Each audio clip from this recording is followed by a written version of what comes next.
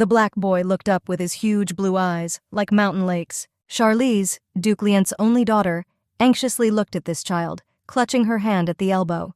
Her snow-white hair matched her Victorian dress the color of a sea wave. It was rumored that this lady was head over heels in love with Grand Duke Calix Saludian. This blue-eyed black handsome was the half-brother of the previous emperor. It doesn't seem like her feeling was true love or even infatuation, more like obsession. The blonde chased the young man everywhere, and when she found out that the Grand Duke already had a lover, she tried to kill her with a terrible poison. The Grand Duke's relationship with his chosen one only strengthened because he was able to save her. But Charlize Lienta herself was overtaken by a sudden unnatural death. The action took place between the covers of the book, just like in a crime novel. Because it was Duke Lienta's daughter who turned out to be the embodiment of real evil in this novel. An exciting book about a handsome archduke and his unassuming, modest but talented girl. A whole year has passed since the new heroine was reborn in the beautiful body of the evil heroine of the book, Charlize Lienta. But fortunately, the main character has not yet met the heroine. Therefore, it is enough to change the plot a little to cheat death. To do this, I had to write a letter to the Duke and flee to a remote area in voluntary exile. In particular, the letter contained lines that Charlize realized had been bothering the Duke all along. This is how she explained in the letter the reason for leaving the capital. From that moment, Charlize began to live a quiet and peaceful life, enjoying the luxuries of the province. But one day her father called her back. The maid, who also did not know the reason for such urgency, informed her about this. So I had to return. Charlize rode in the stagecoach and wondered about the reasons for such an act of Duke Lient. It was a beautiful sunny day. 3 escorts accompanied her modest carriage. It was because she was curiously looking around that a group of people caught her attention. These men looked like bandits and behaved quite harshly and aggressively with some small boy. The boy was grabbed by his black hair and tears fell from his blue eyes. Seeing this, Charlize ordered the carriage to stop. It was unpleasant for her to see how adults treat a child. The girl ordered her attendants to deal with that group of attackers, and she did not want to leave the boy alone, so she decided to take him with her. Seeing the child next to Charlize, the father and his family were shocked. The father began to shout that he had allowed her to go, and instead of gratitude, she had a child. She replied that it was clearly not her son. Could he have grown so much during this time? She was only gone for a year. The father laughed. She really only left last year, because it seemed to him that he had not seen her for 5 times longer. So who is this kid then? Charlize's father asked worriedly. The child looked at him with his huge blue eyes, not letting go of the skirt of his savior. The girl stroked the baby's hair and said that first we need to talk about the reason for her arrival, because the father completely forgot about it due to excitement. He informed her that there was a commotion in the capital. Charlize wondered what the reason could be. So everything is not as usual in the city? The father replied that the emperor's son was alive. The Duke explained that 7 years ago, everyone thought he was dead. But the Grand Duke discovered information that disproved it. He put the whole capital on alert to find his nephew. It seems that the young prince played an important role in the plot. The girl thought and instinctively stroked the head of her little companion. According to the book, Lady Irian found him and brought him to the Grand Duke's palace. The child did not want to part with her. That is why the main character had to move to the estate of the main character. And since the main characters spent a lot of time together, the Grand Duke fell in love with his nephew's savior. But Charlize could not understand how her return is connected with this story. The father said that the girl must be lonely in that wilderness. She interrupted him that everyone knew her obsession with the Duke. Did he decide that she could find and capture the prince to use? Her father was clearly shocked by her guess. He simply thought that it was better not to joke with the Grand Duke. In fact, he was only afraid that his daughter might be involved in some dangerous business. The girl said sarcastically, "Did he decide to keep her on a short leash so that she wouldn't do something stupid?" So everyone already knew about the madness of Charlize Lienta. There is hardly a person in high society who has not heard of her antics. The reputation has already been completely destroyed, and there is nothing you can do about it. She only said that she was just lucky because she missed the capital. She decided that she would run away again as soon as the prince was found. She took the child in her arms. She asked her father how long she planned to search for the prince. Dad said he thinks he'll be found soon. After all, this is not looking for a needle in a haystack. The task is very simple. Herzog described the features of the boy they were looking for. He had black braids and shining blue eyes. The girl thought and looked at the boy sitting in her arms. The signs matched, even that he was about 7 years old. So it turns out she has already found a prince. A few days later, the servant bathed the boy in the bath, entertaining him with various floating toys in the form of birds and seashells. Father and daughter sat over tea and thought whether it was a mistake at times. The girl explained that she had already asked him about his parents. He doesn't remember anything. He said he lived on the street. Maybe then just return it there, suggested the Duke. Just throw the baby away. The girl got angry. Father remarked, "If you just give it back to the Duke, he might not understand everything that way. For example, that this freak decided to steal the prince to get to the Grand Duke." "They will think so," Charlize agreed. She still had no idea that the main character and the heroine met thanks to the baby. But if she brings him, the plot can change a lot. It is better to find a heroine and give the prince through her. The boy entered Charlize's room and asked if he could call her Charlie. "Thank you for the bath." For the first time, he meets a person who treats him so well. The girl immediately remembered that this line was supposed to be heard by the main character of the book, in which, by the will of fate, she herself found herself. The boy added that he would never forget Charlie. At the same time, he opened his eyes. They shone with indescribable sincerity. Charlize laughed at this statement. It looks like her plan for a quiet life has failed miserably. She just wanted to be left alone. The boy lovingly wove mozzarella wrapped in bacon, buns, sliced cheese, pineapples, and other goodies. Charlize apologized that the table had to be laid earlier than usual, so there was not much food.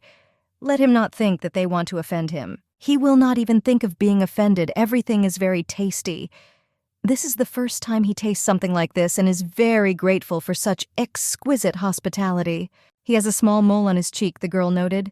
It became visible when he was bathed.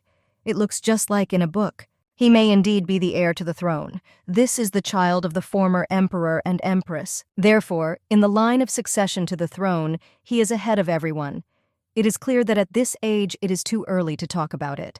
But the prince, being still a baby, had to die together with his mother 7 years ago, thanks to which one of the half-brothers of the emperor would receive the throne. In other words, a descendant appeared who stands above all others. The boy, of course, did not know this and calmly and concentratedly absorbed the delicious food. The current emperor can be removed, and the crown given to this child. They probably understand this, so they will not be inactive. Maybe just give it to Calix? She imagined the Archduke holding the baby in his arms and protecting him with a sword. He is one of those who have the strength to protect the prince from the current government. But in this case, Charlize will stand in the way of the original plot and thus deprive the heroine of the opportunity to meet the Duke. The father put down the fork and grabbed his stomach. He will go upstairs, take the medicine, because no nerves are enough. Charlize explained, this is his weakness. His stomach always hurts from stress, and she wished Dad to rest. The boy asked if he felt bad because of him, and burst into tears. Tears dripped just into the plate. "Who would want to sit next to such a dirty and disgusting child?" the kid whined. "That's not the point," Charlize interrupted him. "Who called him disgusting? It smells great." She sat down next to him and put her arms around his shoulders. "Don't worry." He explained that those around him always avoided him. They shouted that he would not spoil his appetite and run away.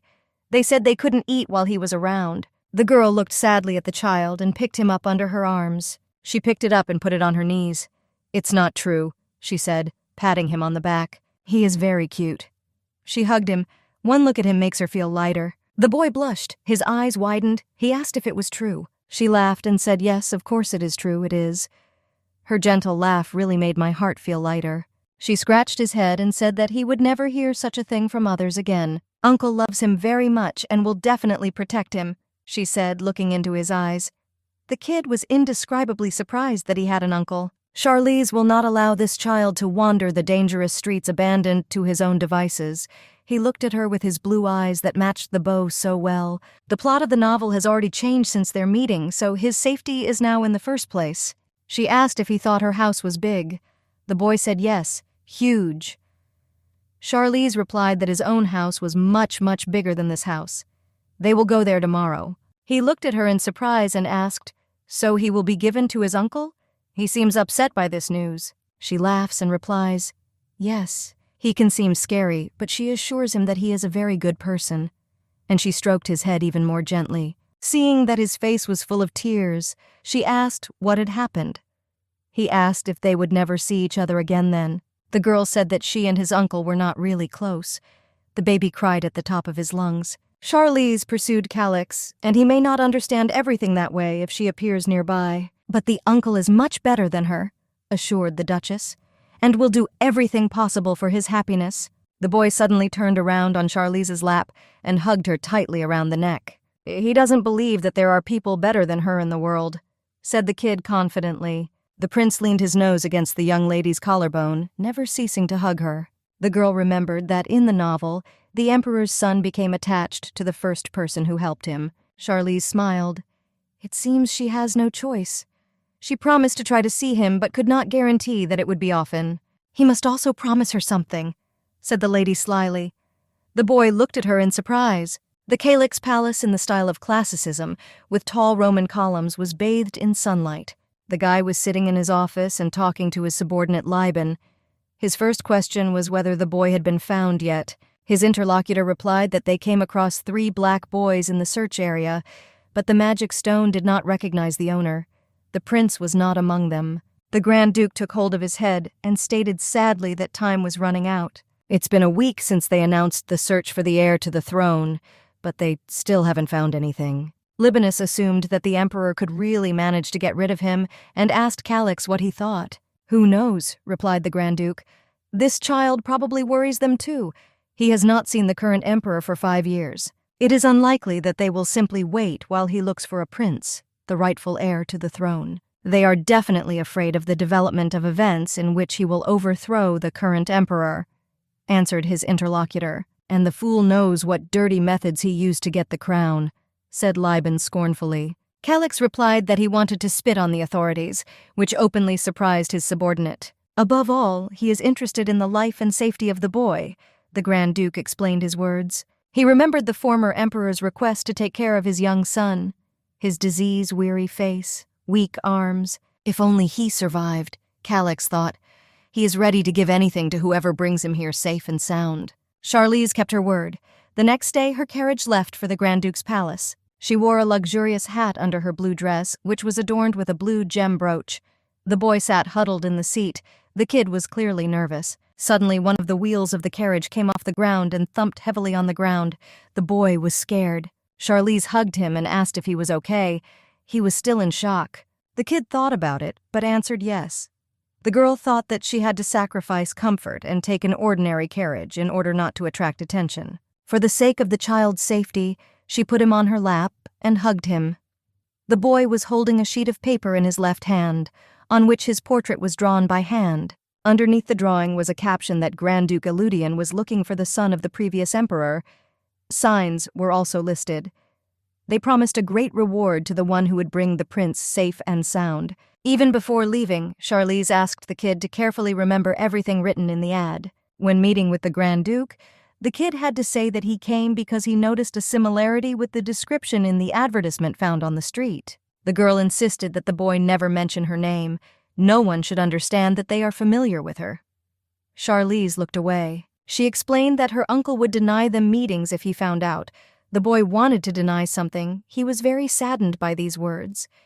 In the end, he agreed that he would not tell anyone about them. The girl sat down and jokingly held out her little finger, offering to swear on her little fingers. Finally, the carriage stopped in the square in front of the Grand Duke's estate. A boy with a piece of craft paper that had this announcement on it made his way to the front entrance. He looked back at the carriage. At that moment, he looked like an upset Siamese kitten that had been thrown out into the street. Charlize gave him a friendly wave from the carriage. She sadly looked at the baby with a warm look, and the boy wondered if she would be offended if he said that he wanted to stay with her forever. Then he shook his head, banishing this thought. No, you can't be so annoying, otherwise they definitely won't see each other again. So with all his will, he turned and headed for the entrance. The building was really so huge that it was scary. In a minute, the tiny figure of the baby disappeared behind the door. The girl put her hand to her chest and sighed with relief. Now there is nothing to worry about. The main character takes care of the boy. She was worried about only one thing. She deprived the heroine of the opportunity to meet the Duke. She is not a big fan of this book, but she feels a little sorry for the main character, the artist Irian, because she is losing her chance at a normal life. There was an option not to intervene at all, but it's late. Charlize leaned back thoughtfully on the seat in the carriage and ordered the coachman to go. Does she really want to sponsor poor artists? The father could not control his violent emotions. Charlize replied that it was, and also a children's shelter. The girl was guided by the plot of the book. There, the Duke sent all the children who lived with Sasha, whom she saved, to an asylum. It seemed that the father's eyes were about to leak out of surprise and emotion.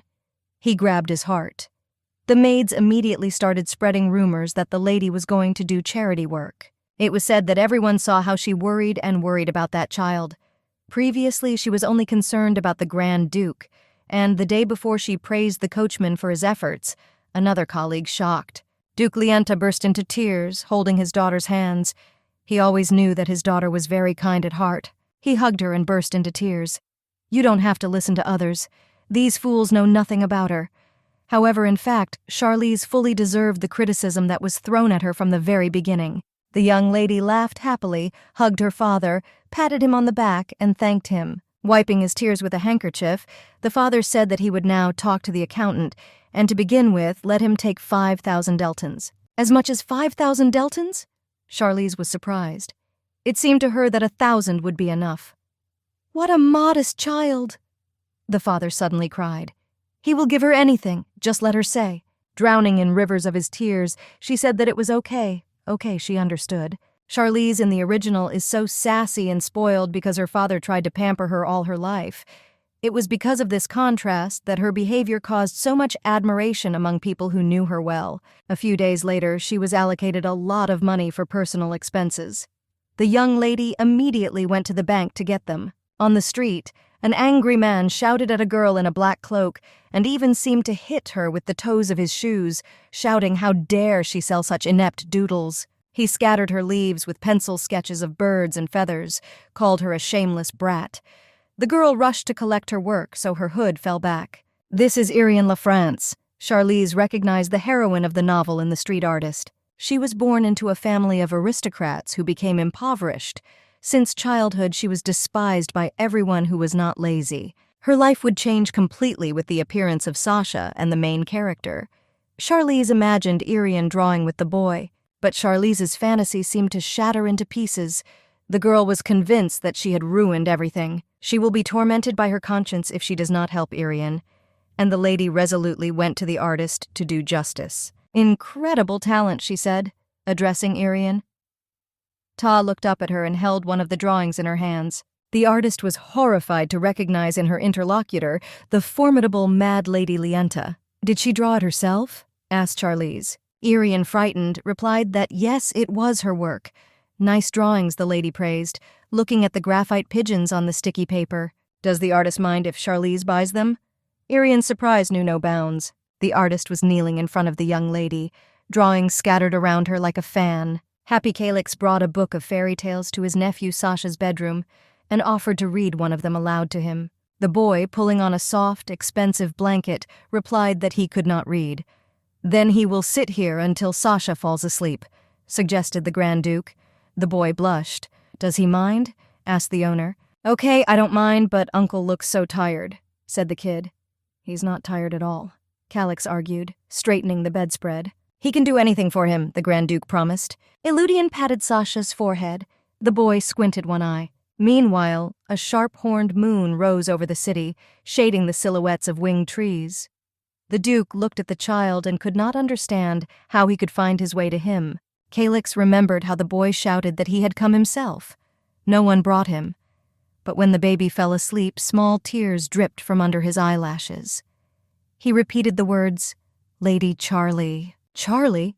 Illudian was surprised. His sapphire blue eyes clouded over. He remembered the insane stalker. Grand Duke Calyx concentrated on reading the letter. His subordinate stood with a question in his eyes. Because Lieben heard the Grand Duke say Charlie's name out of nowhere. Why did he suddenly say this name? Asked Lieben, quite interested. Calyx thought, resting his head on his fist, and replied that Sasha mumbled that name in his sleep. The boy even cried. Lieben's face showed horror. Is the Duke talking about Prince Sasha?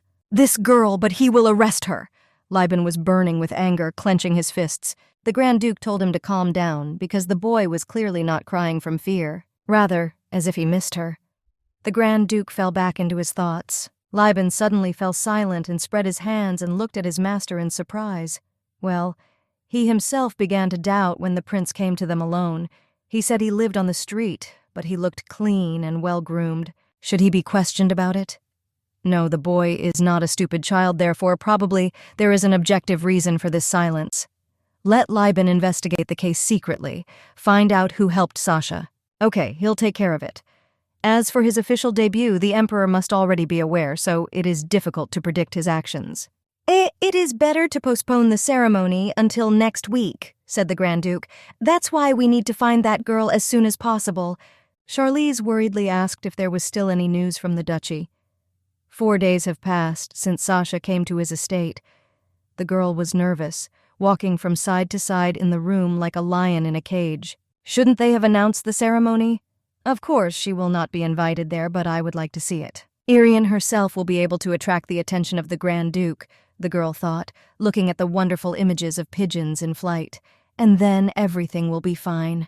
She remembered Irian looking at her in surprise, then looking down during their conversation when the princess offered to buy her paintings. She said that she apologized but could not sell the paintings of Her Majesty, and asked to return them.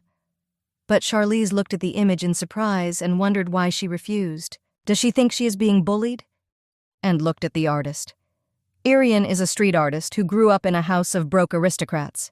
With her earnings, she will not be able to afford even the maintenance of the family estate.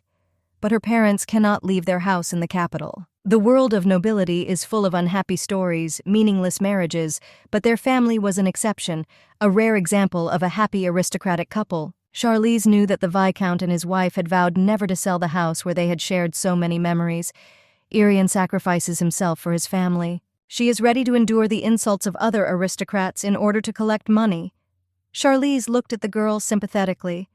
She works constantly, although she was born an aristocrat. She asked if it was possible to find out the reason for her refusal. The girl looked up and angrily said that the lady did not need her picture for nothing, that the lady does it purely out of pity. Why does Irian have such a reaction? Charlize thought. In the book she was a very good girl. Pity is useless here, said the lady. But the young lady saw how she was picking up pictures from the ground, how she was being insulted. What else could it be? Answered the girl, pressing a stack of drawings. After all, they are seeing each other for the first time. If that's not pity, then what is? The lady introduced herself as Charlize Lienta, and she always gets what she wants at any cost. Therefore, he asks again, does the artist really think that she will want to help someone simply out of pity? The girl's mouth fell open in surprise. Then why does she need these drawings? She already said it, Charlize repeated, taking the artist's hand in hers. These paintings look great. You need to be more confident. It's the first time she's seen such an attentive cat. Charlize admired the drawing. Before leaving with the purchase, the lady even noticed Irian's slight smile.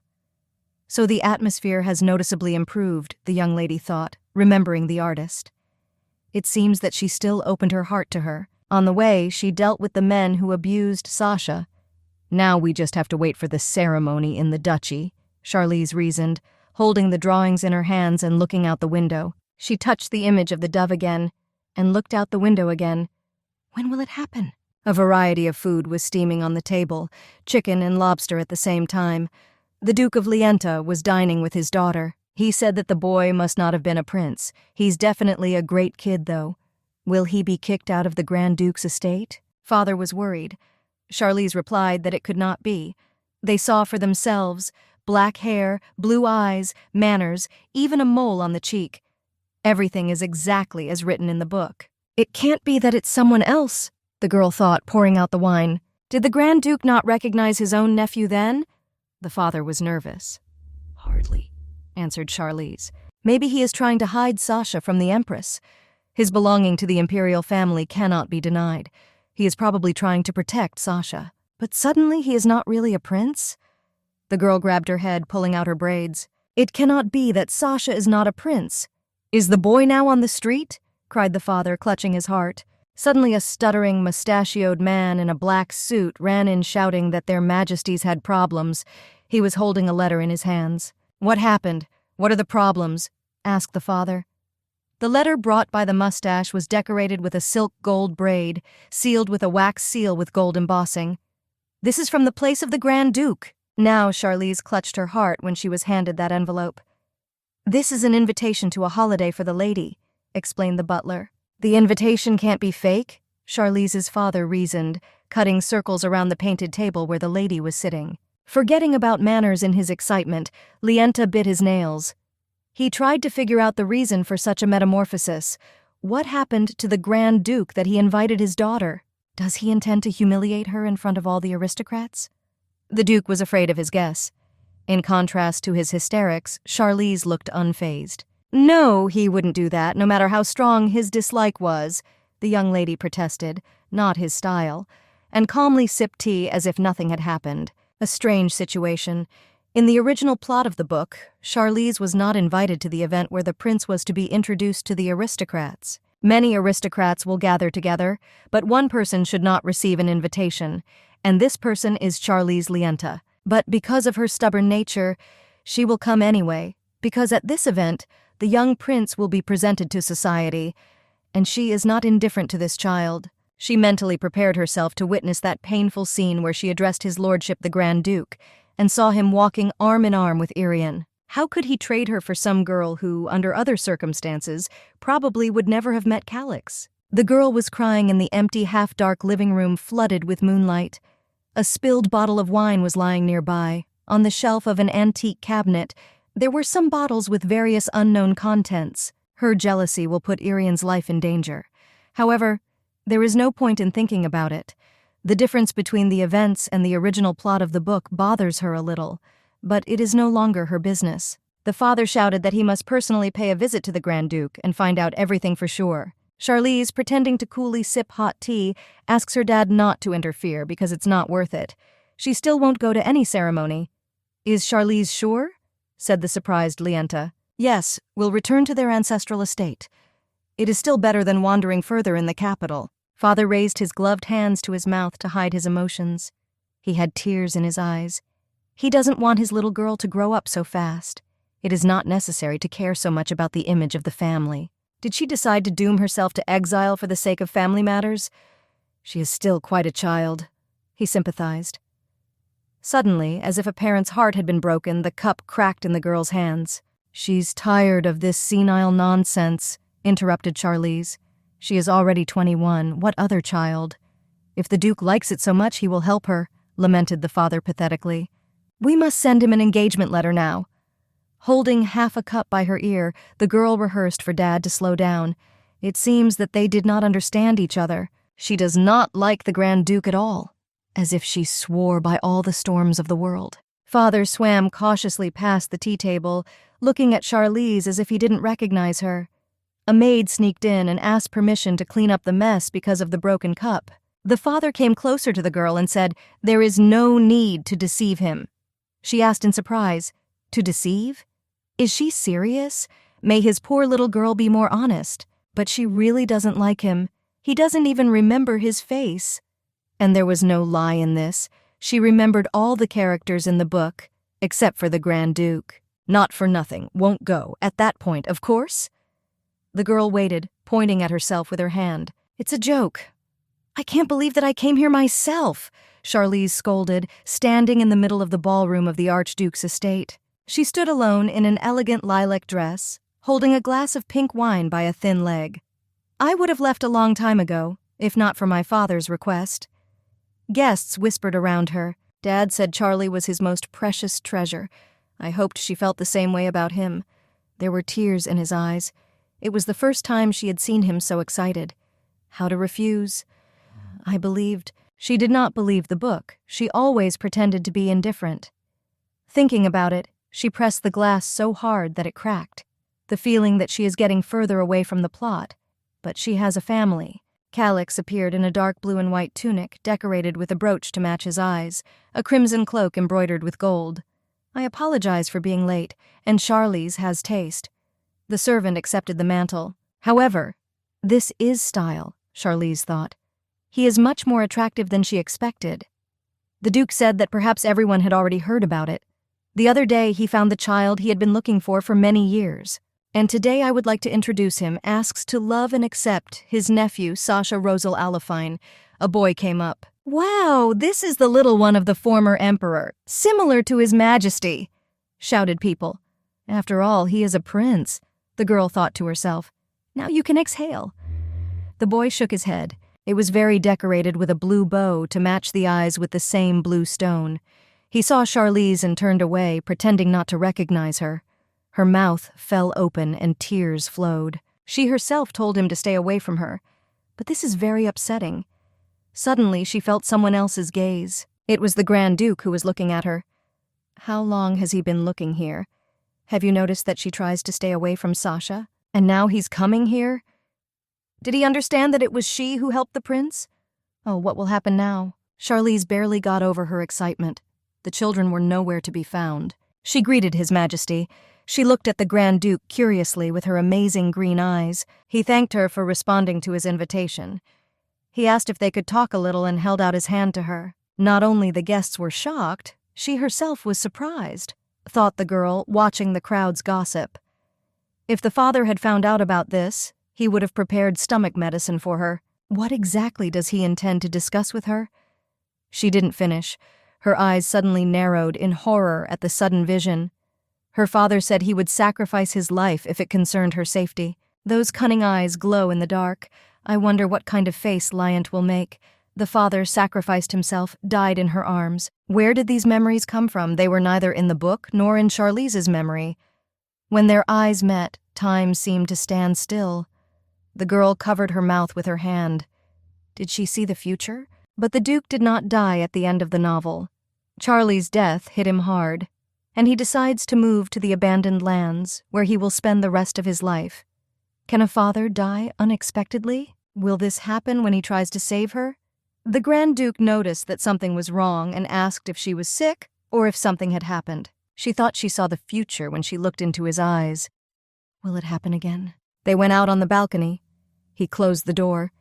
She turned away, staring into the garden, leaning on the balustrade. She was the one who brought Sasha to his estate, wasn't she? Calix asked. Sasha keeps saying the words Miss Charlie in her sleep. It's a mess. I had to ask you to forget the word miss. The girl was nervous. Don't worry. He doesn't care that he calls her by her nickname. The girl almost fell into the garden from shame. Everything is so, said the girl, adding, Your Majesty. But it was not on purpose. She was just driving through the prose and bumped into him. That's a coincidence, isn't it? I picked it up even before I saw the ad on the street. She simply had no other choice. Yes, he understands her. She suddenly looked back at him with fright. Thanks to her, they found him much faster. He said calmly, Thank you very much. She provided great assistance to the duchy. Let him ask for anything. The price is not important. Just let her say what she wants. She grabbed her heart. What does she want? Asked Charlize stupidly. There is something. He will fulfill her dearest wish, won't he? They froze for a moment on the balcony that hung over the abyss among the clouds and 100-year-old trees. Let him just say what he wants. Charlize involuntarily crossed her arms over her chest and thought that she would like to see him more often. And then she looked up, entwined her fingers into a lock, her eyes filled with delight. Oh, what will happen if she asks for that? He noticed her confusion. He will probably think that she wants to profit from his secrets. She no longer sees the future. How can you look ahead again? The Archduke waited intently for what she would say, frozen as if for a passport photo. The blonde hesitated for a moment, to say or not what spontaneously came to her mind. Without daring, Charlize slipped her fingers into her waistbag and announced her wish. She had a present for the prince. Can Calix give it to him? She held out a case with a blue gem in the frame. She explained that she had prepared a pendant with a shining stone for him. It glows in the dark. This is the kind of stone that Irian should have given when Sasha was still an orphan from the street. After he was recognized as the emperor's heir, the powerful began to envy and hate him. Where was he all this time if he was a prince? Maybe he's just lying. Bluffs like a bad card player. Someone will find him very quickly if he does not deceive them. As a result, the children surrounded him, pushed him, knocking him down, and then locked in a secret room. This thing became his last hope. a glowing gem pendant given to Irian. But thanks to this incident, Sasha will meet the Fairy of Light. Since Irian will not be able to give it to him, Charlize has no choice but to give it herself. What is it with him? Thought the girl, looking at the Duke, who was looking at the decoration with horror. Did you think there was magic in this locket? She explained that it is just a pendant that glows. No magic was used on it. He can check in the Mage Tower if he doesn't believe it, can he? Lienta was very worried and shouted in her mind that she was not guilty of anything. The Grand Duke said he was just a little surprised. The kid will definitely be happy, assured the boy. It will be difficult for them to see each other today, so he will send the invitation another time. The Duke's eyes radiated a friendly attitude. She bowed and thanked his lordship. I thought that it was a pity that she would not see Sasha. An official invitation from the Grand Duke is a great opportunity. She will not lose such a chance for anything. Meanwhile, the boy warmed his hands against the cup and pondered why it was Liban who had recently spoken such strange words to him. To celebrate his return, the Grand Duke is going to throw a ball and invite many nobles. The boy was just going to sleep and said that it was okay. I wondered if Miss Charlie would come too. With his eyes directed to nowhere, he resembled a Siamese cat that suddenly hanged, as they do. By the way, Liban added, as if by the way, he sent an invitation to Miss Lienti. He looked at the boy's reaction, hoping that this was the same Charlie they were looking for, and added that it is better to pretend that they do not know each other, because she is a dangerous woman. Analyzing that dialogue with Liban, Sasha wanted to scream. In his opinion, Miss Charlie is not like that at all. At that moment, Liban himself, who was light on the pass, came up and offered to refill the drink. He took the glass and headed along the stairs decorated with ikebana and lilies. Suddenly, someone called out to Sasha with the words that he was glad to welcome him. The boy was scared, and not for nothing. The predatory face of this man dreams of the kid more than once in his nightmares. Then the brown-eyed, brown-haired man in a green camisole explained that he had come to him because he had something to tell him. The man leaned very close to the boy and told him to be very careful with Miss Charlize Lienta. She pursued the Grand Duke, went mad because of him, and tormented her for 10 long years. All for the sake of achieving your goals. Does Miss Charlie like his uncle? Thought the boy. I imagined how they would look as a couple. But these were just his fantasies. Stormy, bright, but unreal. In general, if we talk about the princess, then... The stranger spoke with signs of concern on his face. Suddenly his speech was interrupted by the question, what is going on here? It was the Grand Duke. He looked menacingly and suspiciously at the strange informant. He sat down in horror, looking up and down with crazy eyes. Then he said that it was nothing special and bowed. Chernov, where did Lebanon go? The Grand Duke asked the boy, putting his right palm on his shoulder. The stunned kid explained that he had gone to get a drink for him. Did something happen? Calix said that they would talk about it later and sat down so that his eyes were at the level of the boy's eyes. At that moment, red-haired Liban returned with a full glass of drink. The Grand Duke handed the little one a box with a decoration, saying that it was a gift from Princess Lienta. The child tenderly held the box close to his heart without even opening it. It seemed that he was about to burst into tears. The Duke ordered Liban to inform the princess that she could see Sasha. He reluctantly agreed. At the same time, Calix asked the kid whether he wanted to see Charlize. Of course, beamed the prince, who only dreamed of spending more time with a caring girl. Meanwhile, she was glad that it was very good that Calix agreed to give Sasha a gift from her. Just at that moment, the boy caught up with Charlize, grabbed her lilac skirt with his hands, and said that he missed her very much. She bowed slightly and congratulated His Majesty that he had finally found his family. The kid asked not to call him His Majesty anymore, just Sasha. Tears fell from his huge eyes like peas. The blonde answered him with a kind look and asked what happened. He answered her by asking if she could stay with them. The Duke promised Charlize that he would invite her to his estate to meet Sasha, but she didn't even expect that it would happen in a week. And so her carriage arrived at the estate. Dvoretsky led her down a long, dark corridor, decorated in classical gold with French lilies. The boy begged for this meeting with tears. It would be difficult to refuse Sasha when he is in this form. But if it weren't for her curiosity about the ability to see the future, she would have left the capital a long time ago. Father sacrificed himself for her, she thought. Why did Duke Lienta give his life for her? We need to understand what will happen. The boy, as he had done more than once, grabbed her by the skirt and called her by name. She turned, greeted His Majesty, and took his hands. Stop, shouted the prince. She should just call him Sasha, and not by any majesty. It was noticeable that the kid was indignant. "Please don't call him Your Majesty. She will simply be executed if she allows herself to," Charlize thought. The butler confirmed the boy's words and said that she must comply with the request of His Majesty the Prince. It seems that Calix allowed the girl such a display of familiarity at the request of the prince. "Okay," she said, and followed the little owner. He brought her to the library. Charlize was surprised at how many books there were. "Are these all fairy tales?" The kid laughed and said that yes, his uncle reads him these stories every night before bed. And next to the bedroom, there is a game room. "Lebanon is also very friendly to him," the boy boasted. "The food here is very tasty. Yesterday, for example, he ate grilled duck. It seems that he used to hide his emotions, his joy," Charlize thought. "And this wooden horse was also a gift from my uncle." The boy immediately sat on it and said that he was swinging on it and looking into the garden. The girl covered her face with her hand. The boy asked what happened. Without removing her hands from her face, she explained that he was too cute. "Don't think. She's not some kind of pervert." Sasha jumped off the swing and hurried to Charlize and hugged her. "He is very glad to see Miss Charlie again," the boy admitted. "He wants to hug her." She said she also loves Sasha. He asked if she loved his uncle as much. Her face darkened. She felt herself in cosmic prostration. Did these rumors even reach him?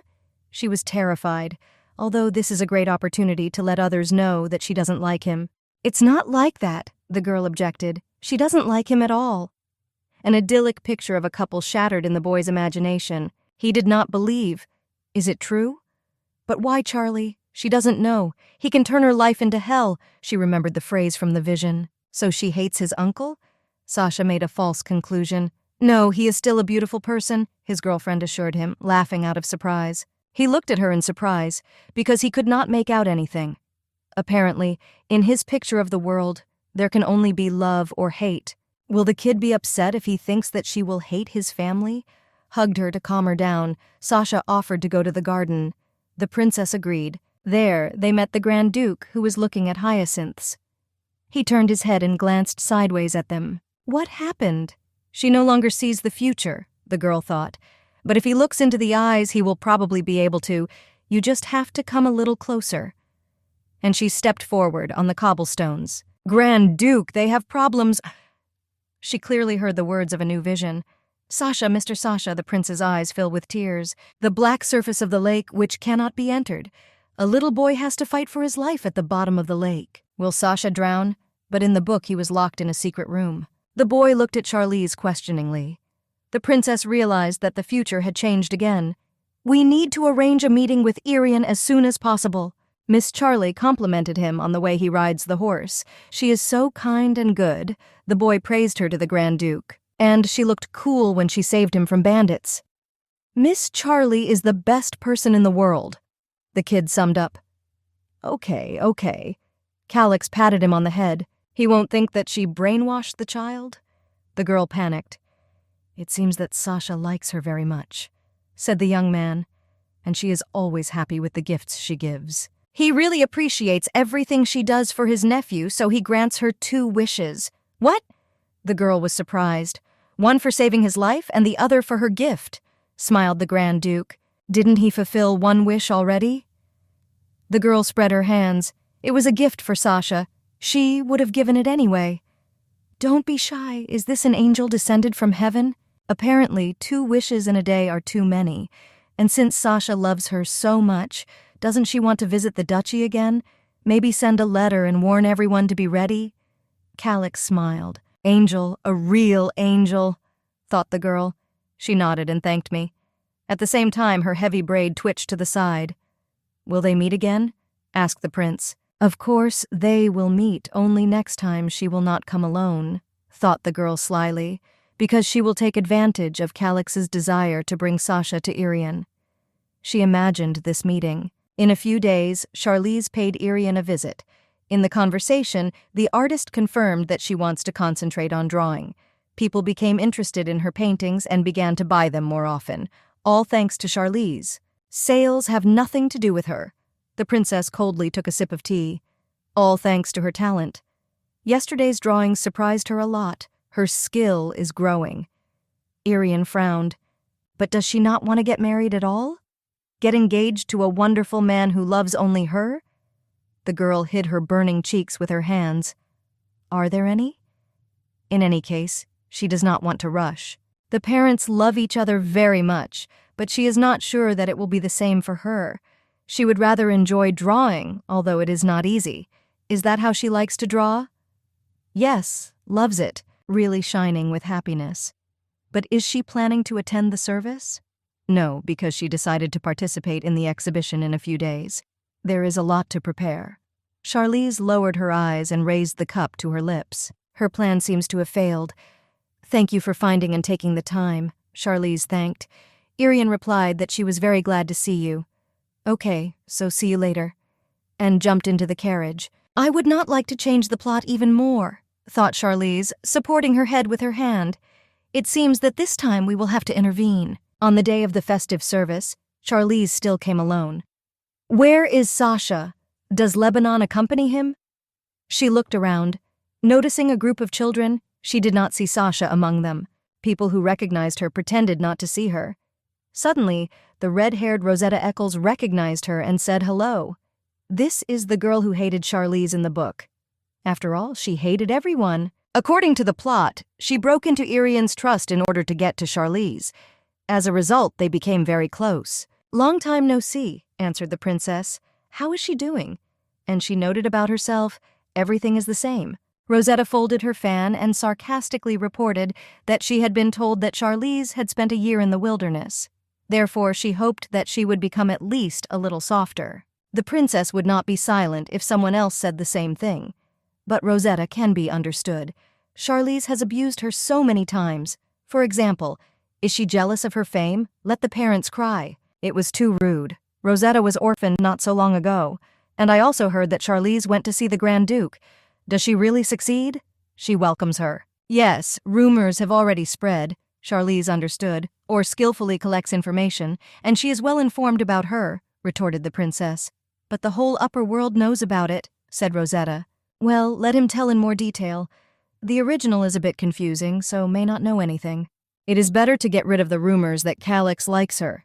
Do not interfere in the love line of the main characters. Why is she looking at her like that? Rosetta was scared, as if protecting herself with a fan. She just wants to ask something, Charlize said creepily. The place is not very suitable for such a thing. Rosetta tried to fight back. Then she offers to leave, and she pointed to the deep forest. No, she doesn't want to. Rosetta was even more frightened. It seems that it is too cold to talk in the street in her clothes. Frightened by the rumors about the princess's insanity, Miss Eccles replied guardedly. Okay. In that case, another time, Charlize replied peacefully, chewing on a lock of her hair. And it sounded like a threat. Rosetta hastened to escape. Okay, see you later. Let him choose a day and write to her, Charlize called ominously, catching up. Perfectly. The meeting is scheduled. Now you need to find Sasha. The girl ran, looking around. He must be here somewhere.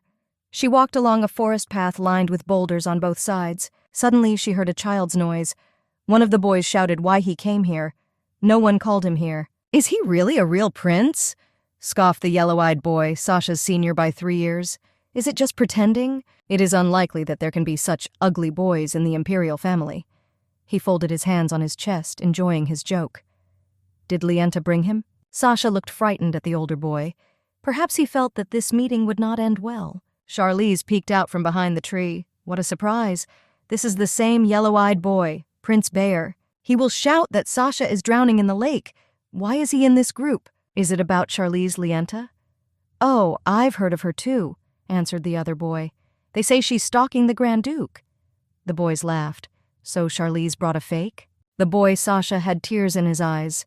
This insult was too painful because it humiliated both himself and his dearest Charlie. What, angry? Will you tolerate it? The boy with pink hair called out to him. Miss Charlie is not like that at all, shouted Sasha indignantly with tears in his eyes. Are they not about her sometimes? Asked Charlize, coming out of the hiding place. She crossed her arms over her chest busily. Even Count Neil can't afford to call her by her first name. She is a princess. Of course. Princess, said the girl with hostility and pressure. The boys looked at her in fright and burst into tears. They themselves mocked Sasha, so why cry now? They weren't being bullied, the pink-haired boy lied. And what was it then? No one wants to be friends with a fake. The pink-haired man frowned, expecting that he would now receive for his impudence. His Majesty better not communicate with such people. Charlize extended her hand to Sasha, and she added, "He knows how much she loves him." The pink-haired boy could not stand it, clenched his teeth, and pushed Sasha with all his might. Sasha's pupils narrowed in horror. He lost his balance and flew into the water. Frightened, Charlize shouted his name and rushed to the water after him. In the temple they say that God himself, who is light, owns this lake. That is why the reservoir is called the abode of God. This is a sacred lake in which it is impossible to drown. Sasha is the heir of the imperial family. He can definitely breathe in it. But she jumped after him, because this kid can forever remember how he was left alone under the water column in the dark. She hugged the boy underwater and looked at him affectionately and kindly. He answered her with a surprised look, his cheeks puffed out from holding his breath. Her long braids stretched almost to the very surface of the water. Charlize hugged the baby tightly. Noticing the manifestations of God around them, she realized that the situation had changed. He came to Sasha's aid in a moment of danger. The boy closed his eyes. "It seems that they have established contact," concluded the princess. "They will not drown in the sacred lake, but their nose still burns." She squinted one eye. "It's time to surface." Just as she thought that, someone's hand grabbed her. Once on the shore, she heard a man scream. People came together. Lieben brought Sasha to consciousness, and the girl was on her husband's lap and opened her eyes. How strange, does she think so? The Grand Duke bent over her face. Why is he looking at her like that? It looks like a person who is worried. That same evening in his mansion, Duke Eludian was sitting by the luxurious bed on which the boy was sleeping. The Grand Duke put his palm on Sasha's forehead to make sure he didn't have a fever. Concern was visible on the man's face. Calix remembered the boy sobbing. "What happened to Miss Charlie? Is she okay?" Lieben hugged the little one to him. The Grand Duke's aide thought they had only spent a couple of days with the princess. Where does such a strong attachment come from? It is very strange. After all, as it turned out, the princess was with him for no more than 2 days. She had to do indirect heart massage. No wonder the little boy was so worried when he saw this. It is impossible to forget the kindness that comes in the most difficult moments. He had the same thing with his older brother, the Grand Duke explained to the boy. Therefore, he can understand why a child's heart opened to her. It seems that Sasha has begun to wake up. Calix stroked his head and told him he could sleep longer if he wanted. What should he do now if he destroys the families of those who offended him? Will it make him feel better? The boy turned his head away, not wanting to wake up from the gentle touch. The Grand Duke smiled faintly, looking fondly at his nephew. After knocking, Lieben entered. He was wearing a street cloak, said that Lord Bayer wished to apologize to Mr. Sasha. When Sasha fell into the water, he immediately ran to them and told them that things were bad. Therefore, Bayer will not be touched yet. "No mercy for the rest of the families," said Calix. "He is usually quite an obedient child." Lieben wondered. It's strange that he suddenly wanted to make fun of someone. Maybe he just showed his true essence, answered the Grand Duke. And he wondered if the princess had come to her senses yet. "Yes, she's fine and waiting in the living room," answered the red-haired boy. The Grand Duke smiled dreamily. "Well, okay, you can come up then." Terrible, simply unbearable. Charlize was angry, clearing her throat. "But it is better to drink if you want to live longer. It's a nasty drink that you can't take in your mouth, a special tonic that the Duke has prepared for her." She did put the potions in her mouth and covered her mouth to force herself to swallow. "How is she feeling?" asked the Grand Duke. "Maybe you should rest a little more." He stood at the entrance with one hand behind his back. "It's all right," replied the girl and thanked for the concern. But no, he should thank her. She saved Sasha again. She has to do this every time they meet him. "You cannot stress," she joked. Both laughed. The family of the child who pushed Sasha received money from the Empress. Calix stunned her. The girl opened her eyes wide with horror. "He is the apple of her eye for her," the Duke explained. "He apologizes for having dragged her into this story and directed the Empress's anger at her. Nothing. She is not the first and not the last to be affected by the Empress's swing," Charlize stated with understanding. "How about introducing her as a ducal benefactor?" suggested the boy. "Then no one will spread rumors so lightly." "Well, isn't she even more driven once she's ready to jump into the water for the sake of the Duke?" Charlize laughed. "That's exactly what they will say." The girl giggled. All right, although the princess says, but such actions deserve more. Regardless of anything, he is very grateful to her. Suddenly her face twisted. What? Why is he so nice to her? He looked into her eyes and smiled. Had he forgotten how annoying she was to him? The girl looked at the boy with surprise. She used to be head over heels in love with him, he thought. Then she left the capital for a year. Now he is interested. He cannot understand her. What is on her mind? When she finally got home, blue dusk had already enveloped her estate. A white carriage painted with wild pink roses stopped at the front entrance. Tired, Charlize carefully descended the steps of the stagecoach. A frightened father ran out to meet her, surrounded by a group of servants in uniform shouting, "How is she?" "In complete order," answered the girl calmly. Her father hugged her tightly. "It seems that there is no point in repeating," Charlize reasoned rationally. "He will only worry more. He knows that she could not have drowned in that lake," the blonde convinced. "Everything is fine with her. How can he calm down if he's worried about her?" said the worried man. The maids burst into tears of emotion, like in a Mexican TV series. "She is very uncomfortable." The princess, who was almost suffocated by her hugs, wheezed. "She is alive. He is so happy," made everyone worry. The girl climbed the stairs. She just jumped into the lake and turned off.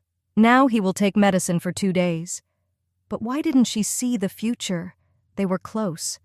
Very strange. Suddenly, she saw a manifestation of light in front of her. It was clearly not ball lightning. "Looks like she got the wrong room?" said the blonde in fright. No, she was not mistaken.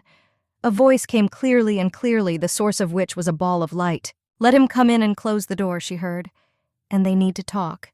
The girl was worried, but obediently opened the door and sat down in a chair covered with salty dew. "Doesn't God have a covenant with Sasha? Let him communicate with him then. Why is she here?" The girl was worried. "The owner is afraid of him. What should they do? It will be better for him if he takes another form. She is not Sasha, so she has no idea how to improve the situation." "He will thank her for the idea," was heard from Siayev's side. "Well, it doesn't have to be a big animal," Charlize suggested. "And what then? Let him be more specific." "She will ask Sasha." Her thought dawned. "But only on one condition," she said more boldly. Now she has a wish. There must be many different treasures in the abode of God, the girl thought while she was being dressed the next day. What to ask her? The girl was informed that she had received 2 letters. She asked the maid, who was holding a tray of correspondence, to serve them. One from Irian and the other... She took an envelope sealed with gold wax. The girl suddenly became pale, looking at the vulture on the envelope. "Something is wrong?" the maid asked in fright, noticing the excitement in the girl. "No, it's okay, you can go." The blonde maid let go. "Okay, let the princess rest." That would make her emotional father collapse and faint, that's for sure. Charlize originally received this letter with a gold seal. Inside was an invitation to a tea party with the Empress herself. The princess's usually almost green eyes lit up significantly with yellow fire. The next day, Charlize came to the palace of Empress Katerina Lineage. She met her in an elegant white hall and thanked her for responding to the invitation, even though it was so spontaneous. Katerina explained this meeting with the desire to thank the princess for saving the future emperor. The red eyes of the empress revealed the witch in her. "Little things, she has nothing to praise for," Charlize replied. "But she thanks for the invitation." The empress noticed that the blonde was unhappy or worried about something and asked what it was. The princess discreetly replied to the hostess that everything was fine. There was nothing to worry about. Charlize mentioned that for the empress's ability to create incredibly strong poisons, she was nicknamed the pharmacist in the social circle, and that huge cup that is in front of Charlize she used for this very often. So it is difficult for her to predict whether she will die from a sip of tea or not. Usually, the poison is applied to the crown of the cup. This makes it possible to pour ordinary tea from a teapot into both a poisoned cup and an ordinary one without arousing suspicion. So, if you're not lucky, it's over. "What a beautiful cup," said the princess. "This is her favorite," the empress explained. "Don't force yourself if you don't want to drink." Charlize was relieved to think she was saved. She said she was sorry for being rude, but she would really refrain. The empress snickered, smiled, and changed the subject. Did she think Charlize had her eye on the Grand Duke? Isn't now the time to talk about their wedding? The blonde's hair stood on end. She diplomatically replied that Katerina was running ahead. "It can't be like that," answered the empress. She is a benefactor of the Duke's family. You can't stop there." And she put her hand, manicured with red varnish, on Charlize's fist. Taking Lienta's hand, the Empress promised the surprise princess to make this marriage a reality. Not a single word of truth, Charlize concluded, looking at the fierce face of the Empress. She just wants to have a spy in the duchy. In this case, Calix will quickly expose her and finish her immediately. The girl said that she is sorry, but she is not going to get married yet, especially for the Grand Duke. Why? Does her father mind? Although the Grand Duke has been kind to her lately, she's sure it won't last long. You don't want to rely on a case where there are almost no chances. The Empress let go of Charlize's hand. Katerina laughed. Really? Okay, she got it. Will he just let go? Charlize wondered in her mind.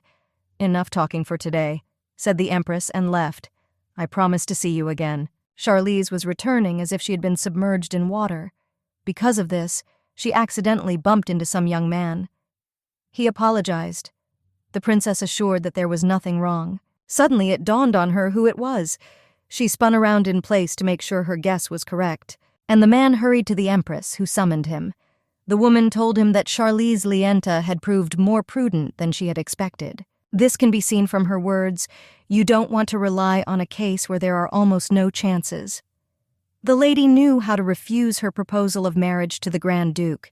Looking at the Empress, the man realized that she seemed to have shown affection for Charlize because she always has such an expression on her face when she is pleased with something. The Marquis got down on one knee before her. Katerina told the visitor that, as he understood, she had no offspring, so it was necessary to get rid of the prince as soon as possible. Because that's the only way she can protect the throne. The Empress ordered to find a way to lure Charlize to their side, to investigate who she often meets. The man replied that the princess corresponded a lot with the daughter of the Marquis of La France, Irian. Then you have to get to her, Katerina said. Marquis Vanichel was still kneeling with the docility of a dog. Obviously, he will not miss this instruction. Returning to Duke Lienta's estate, Charlize felt that she had no energy left after this conversation. She can't handle 2 meetings in a day. The maid came, and Charlize asked her where Irian was. She is inside, said the woman.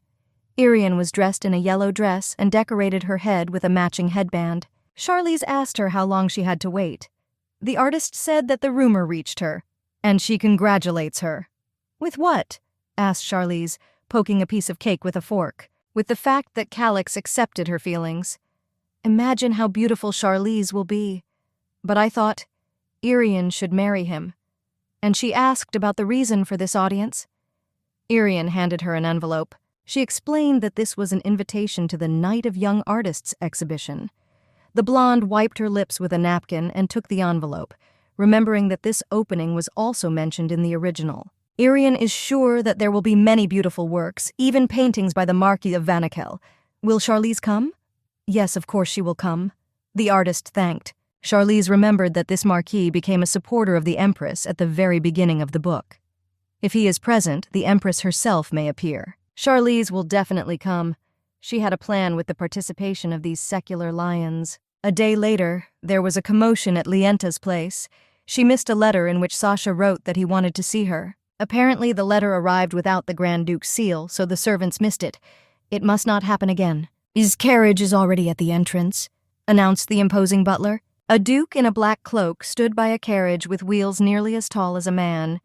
A boy was holding his trouser leg. They are cordially invited to the Lienta estate. The duke thanked for the invitation. She looked into Calix's eyes, and her gaze suddenly blurred, as if a bomb had exploded.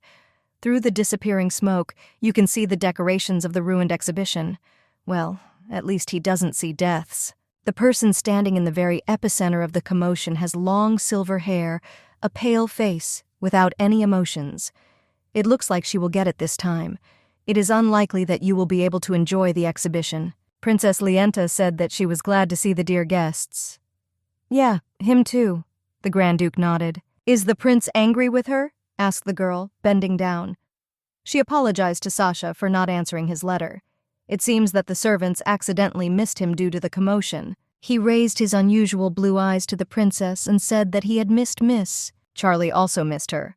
And to confirm her words, she hugged her little friend tightly. She apologized once again and promised to be more attentive next time. Sasha burst into tears and explained through sobs that she hadn't answered for so long that he thought she must be bored. No, she loves him very much. In that case, can he write another letter? Of course. Does he do it himself? He copied what Liban had written and put the letter in an envelope. He even put the beginning. At these words, blood rushed to Charlize's face, her pupils narrowed with horror.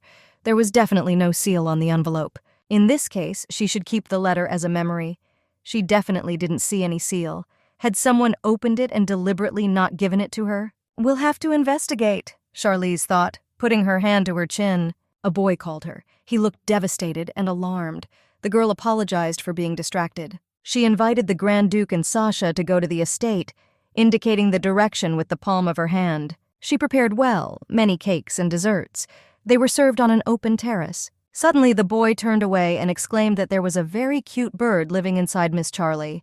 It seems that the girl saw this bird for the first time. Holding the baby in her lap, she joked that the little bird was as cute as him, and gently stroked his black braids. Looking at the little bird that flew to its nest, which was full of chirping chicks, Charlize asked Sasha what his favorite animal was. Said he likes dragons. The boy explained that it was because his uncle read him stories about them. "It's clear, they're probably very cool," answered the girl, thinking what it would be like if God appeared to Sasha in the form of just such a beast. "Yes, they still have silver skin. And they can punish the evil emperor," the boy explained, clenching his fists. The girl imagined that in order for the boy not to be afraid of him, he must be the size of a lizard or a snake.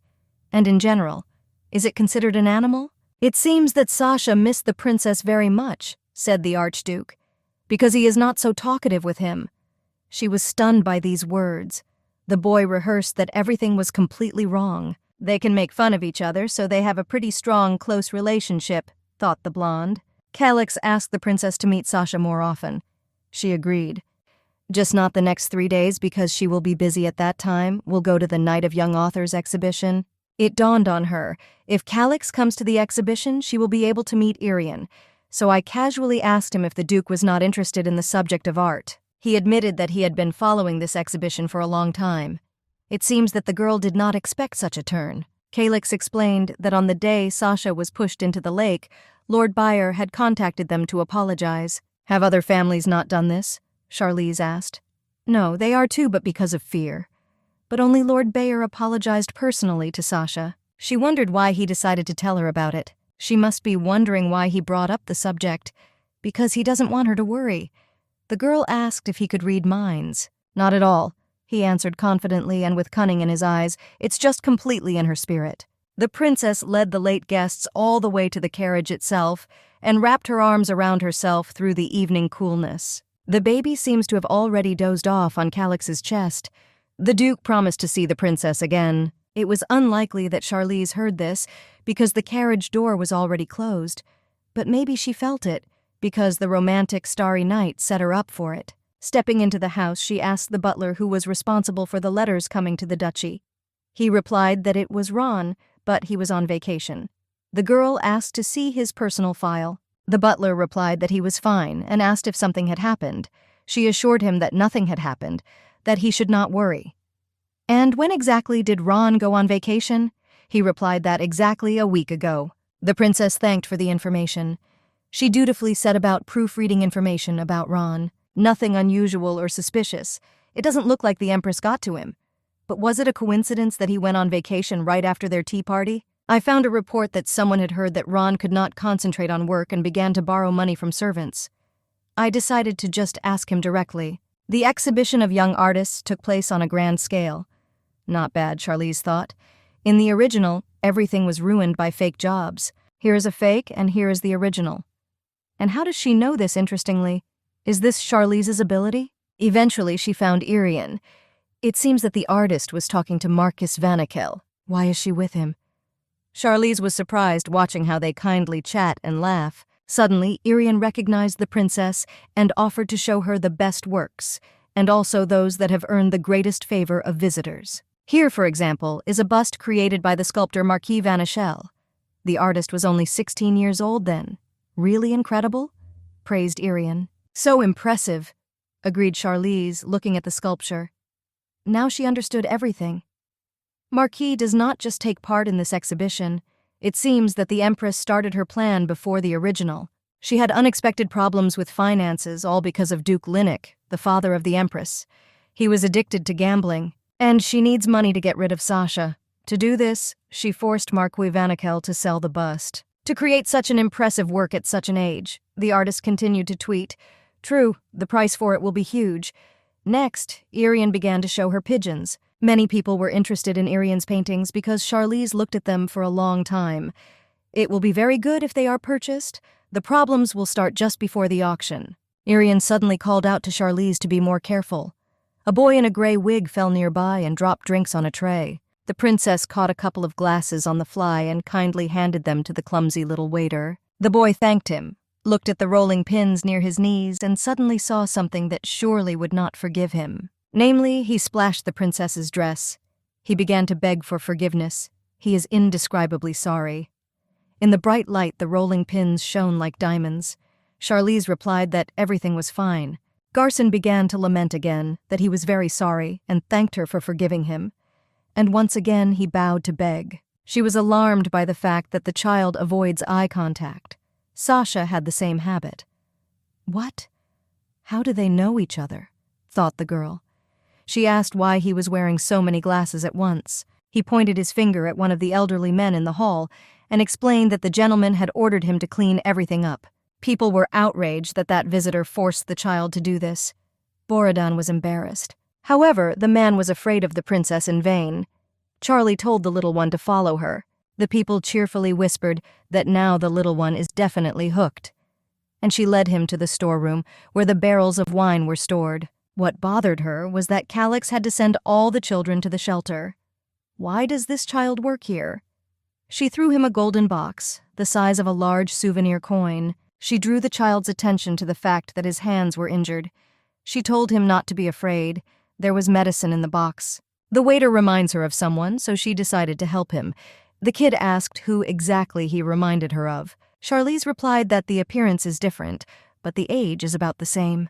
That boy has blue eyes and black hair, a charming birthmark on the right cheek. The boy said it was Belle according to the description. Garson hid his traitorous tears with his fist. That was Sasha's name when he was roaming the streets, Charlize thought. And this child knows him for sure. The book described a child named Angel, and this child was worried about Sasha. Judging by the reaction, she was not mistaken. You wouldn't guess right away that it's a girl masquerading as a boy. It took her some time to tell about Sasha. Returning to the exhibition hall, she decided that she had not missed anything. But suddenly a déjà vu from the vision she saw in Callista's eyes appeared before her eyes. Then it seemed to her as if a bomb exploded at the exhibition. "Are you late?" But the explosives may not be real. It's a way to distract people. Breaking through the smoke screen, the princess saw a thief trying to steal Vanikel's masterpiece. The criminal muttered that there was no need to go into debt and threw a bag over the sculpture. It was done. All that remained was to topple it. The girl grabbed him by the collar. "Caught! It's Ron!" He began to make excuses that the young lady did not understand everything that well. What exactly? He was told how good the exhibition would be. He heard a loud noise, so he came. She asked if Ron had deliberately omitted the Grand Duke's letter. "No," he denied, "because I thought it was some kind of joke, so I read it and left it somewhere. It was just a mistake." And on what grounds can she believe this? "Everything is wrong!" Ron shouted. At that moment, Charlize heard Calix's voice. Again, they met under strange circumstances. The Archduke ordered Jay to search this guy. The loser rehearsed what they were doing. Within a minute, Jay announced that the thief had a magic bag.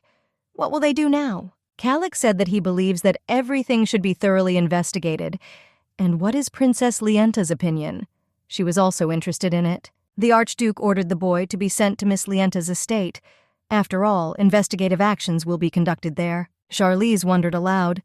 The Duke had indeed said he was thinking about the exhibition, but she had not expected him to come. Calix explained that he believed the auction was created only to restore the treasury of the Empress through the sale of fakes.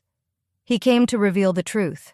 As she thought, he already knows. But the Duke does not see the point of stealing works from the exhibition. Perhaps the motive was different? Yes, she thought it was strange too. The Empress used a servant of her house. Not so long ago, she refused one of Katerina's proposals. Therefore, she could become a target for this. And the princess is wise, Calix concluded. It will be necessary to discuss it. If she threatens or tries to kidnap her, you should try to say that you know the true purpose of the exhibition and want to negotiate.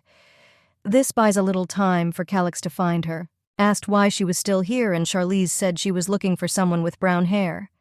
Chestnut is a very common color, he said. It is quite difficult to see in a crowd.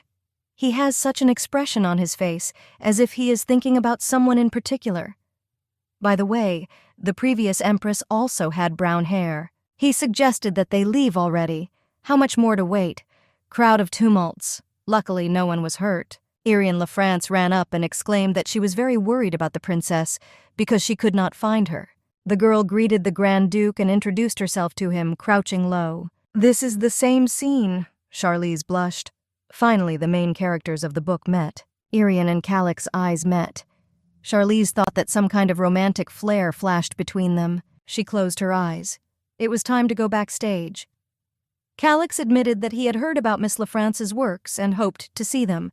Charlize was alarmed. Where did the romantic atmosphere go? This is an exaggeration, said Irian.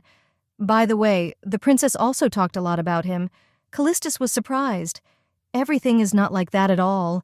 Charlize objected and laughed. Well, not really. She didn't want that. Charlize opened the heavy partition door. Ron sat on his lap. She glared at him, and he responded with the look of a beaten dog. The princess sat down in a chair. He fell face first into her shoes. He told everything to the lady. He began to justify himself. Charlize interrupted him, asking if he wanted her to listen to him. He said yes. And why does she need his excuses? She asked with disgust. Instruments of torture hung on the walls. The rules of this room are very simple. She asks. He answers. Is everything clear? He covered himself profusely with cold sweat. Yes, of course, he said, stuttering. What did he get for disrupting the exhibition? Asked the princess with disgust and told to hurry with the answer. Ron said that money. In disbelief, the girl cautiously raised her palm and began to bend her fingers, counting the seconds. He looked questioningly at her hand, then at the instrument of torture. And when 3 of the 5 fingers were already bent, he huffed and blurted out that he had been promised a permanent place, like Duke Linux. Father of the Empress? Asked the princess. And why is he here? It's about the place in the casino with the highest chance of winning, Ron regretted. Because of this, many people want to participate, but even nobles do not always succeed. The father of the Empress sat for hours at the gambling table. You can make a big profit in just an hour. And how long is he going to sit? Shouted the people, looking at the father of the Empress. Let him get up already because it's his turn, shouted one. Hey, he's here now, don't mess around, growled the other. A permanent place was promised like Duke Linux, the father of the Empress, repeated Ron. And does he earn a lot? A lot, exclaimed the servant enthusiastically. The casino immediately fills up with people. Thanks to him, even a seat reservation system appeared, but he was promised permanent. Apologizes. Weird, said Charlize, rubbing the wooden back of the chair. The Empress hates her father. Ludomania led the family to decline. The father became aggressive and uncontrollable, takes all the cash out of the house, hands over jewelry to a pawn shop. She has constant money problems that no one knows about. She is constantly shaken by this codependency. So why isn't she doing anything? Why doesn't she eliminate him, poison him? It is hardly out of love for the father. Stop. Maybe the Duke is promoting this casino? In the book, the Empress ran the capital's gaming houses, the girl thought, rubbing her chin. She can't remember. Most likely it was not written about. Okay, she'll pretend she doesn't know about the Empress's business. It is better not to be attacked yet. And what to do with him, with this Ron? He wanted to rob an exhibition of nobles. It is worth killing. Does he understand that he deserves to die?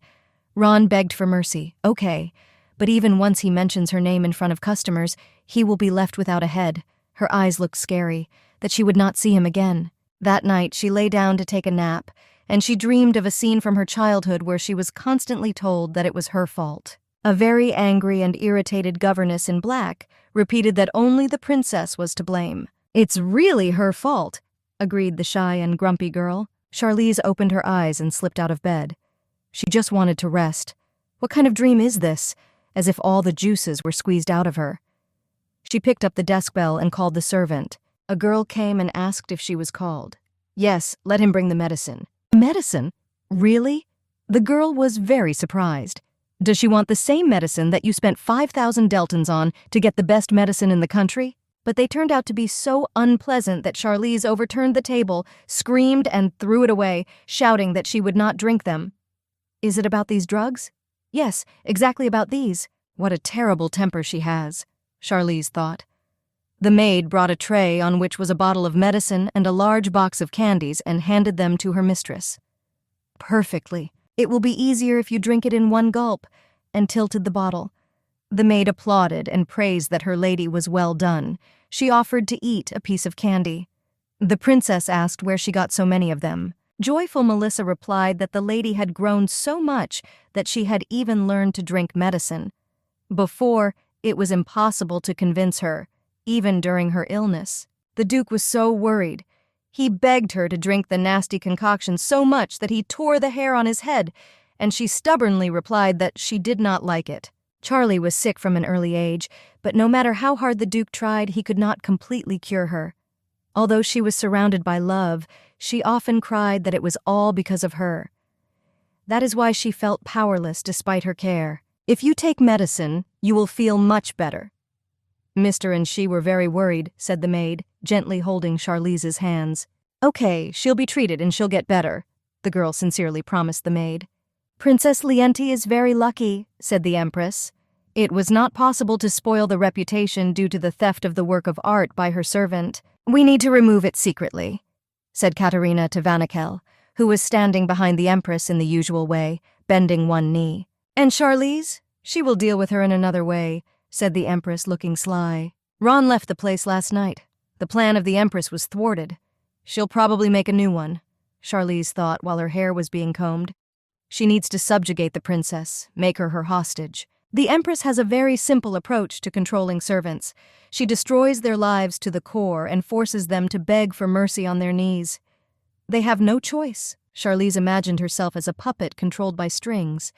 In the book, Charlize obeyed her. But it will not be easy to bribe the servants again, thought the princess, looking out the window and watching the servants. They will manage things more carefully. Security is constantly on the alert. The girl seriously analyzed the situation.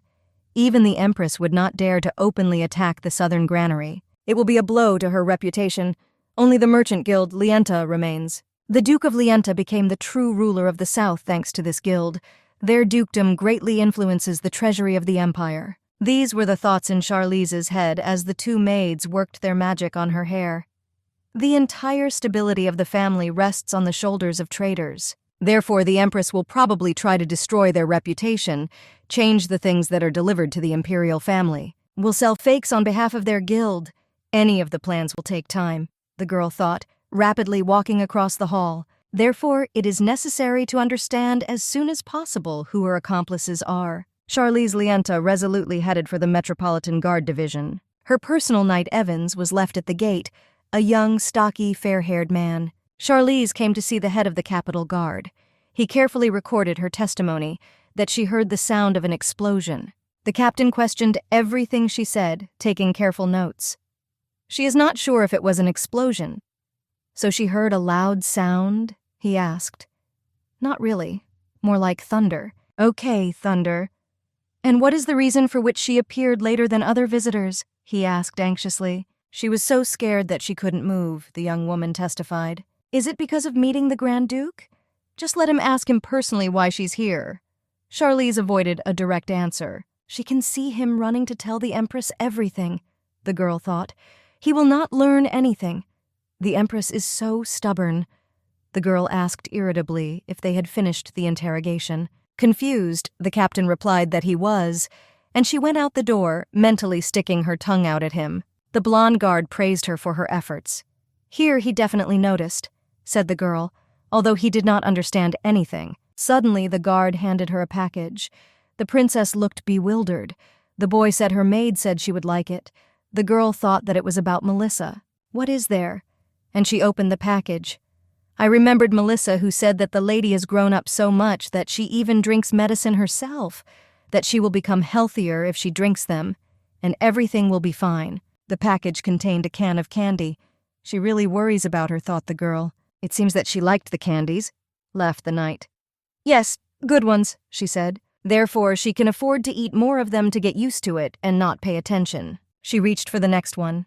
Then she couldn't stop. She pulled one after another. The guard wondered how many of them she had already eaten. What? The confused blonde suddenly stopped, seeing people in the yard. But this is Lady Eccles. A red-haired girl followed a slightly less bright young man. How long is he going to do this? She asked indignantly. And Uncle, too. Frey Hawthorne, Rosetta's cousin, looked over his shoulder and said haughtily that his cousin should call him head of the family because he was under her guardianship. Let her be at least a little grateful for the shelter after the death of her parents, he said to her face. The girl's mouth twisted in pain. Charlize had heard that Viscount Hawthorne was a freak, and now she was seeing it for herself. I would hand him over to the guard. What? Does she know who he is? Frey asked irritably. Turning around, he was horrified to recognize Princess Lienta. She said Hawthorne was noisy. Hadn't he been taught to be quieter in public? To be honest, he began to stammer, trying to overcome his anxiety. Lienta looked at him, gritting her teeth. Well, let him speak. Come on. He covered himself with sweat. Once there is nothing to say. Goodbye. She wishes to speak with the lady. He bowed low and, hastily saying goodbye to the princess, pointed his heels. An awkward silence reigned between Lienta and the red-haired Lady Rosetta. She seems to be having a hard time with her younger brother. Does he want candy? Suggested the blonde. He should be more careful. Why is she behaving like this? Rosetta took her elbow as if to defend herself. Lady Eccles actually lost her parents not too long ago. The young girl had to manage all the affairs of the family herself. Viscount Hawthorne, her uncle, who was blinded by ambition, took away Rosetta's family roots and took her under his care. The guardianship period was extended, the lady explained. They used someone else's seal for this. The bribe must not have been small, Charlize thought. If Rosetta doesn't mind, then just let her take Charlize with her. She'll testify in her favor. Rosetta was surprised, grabbed her braids.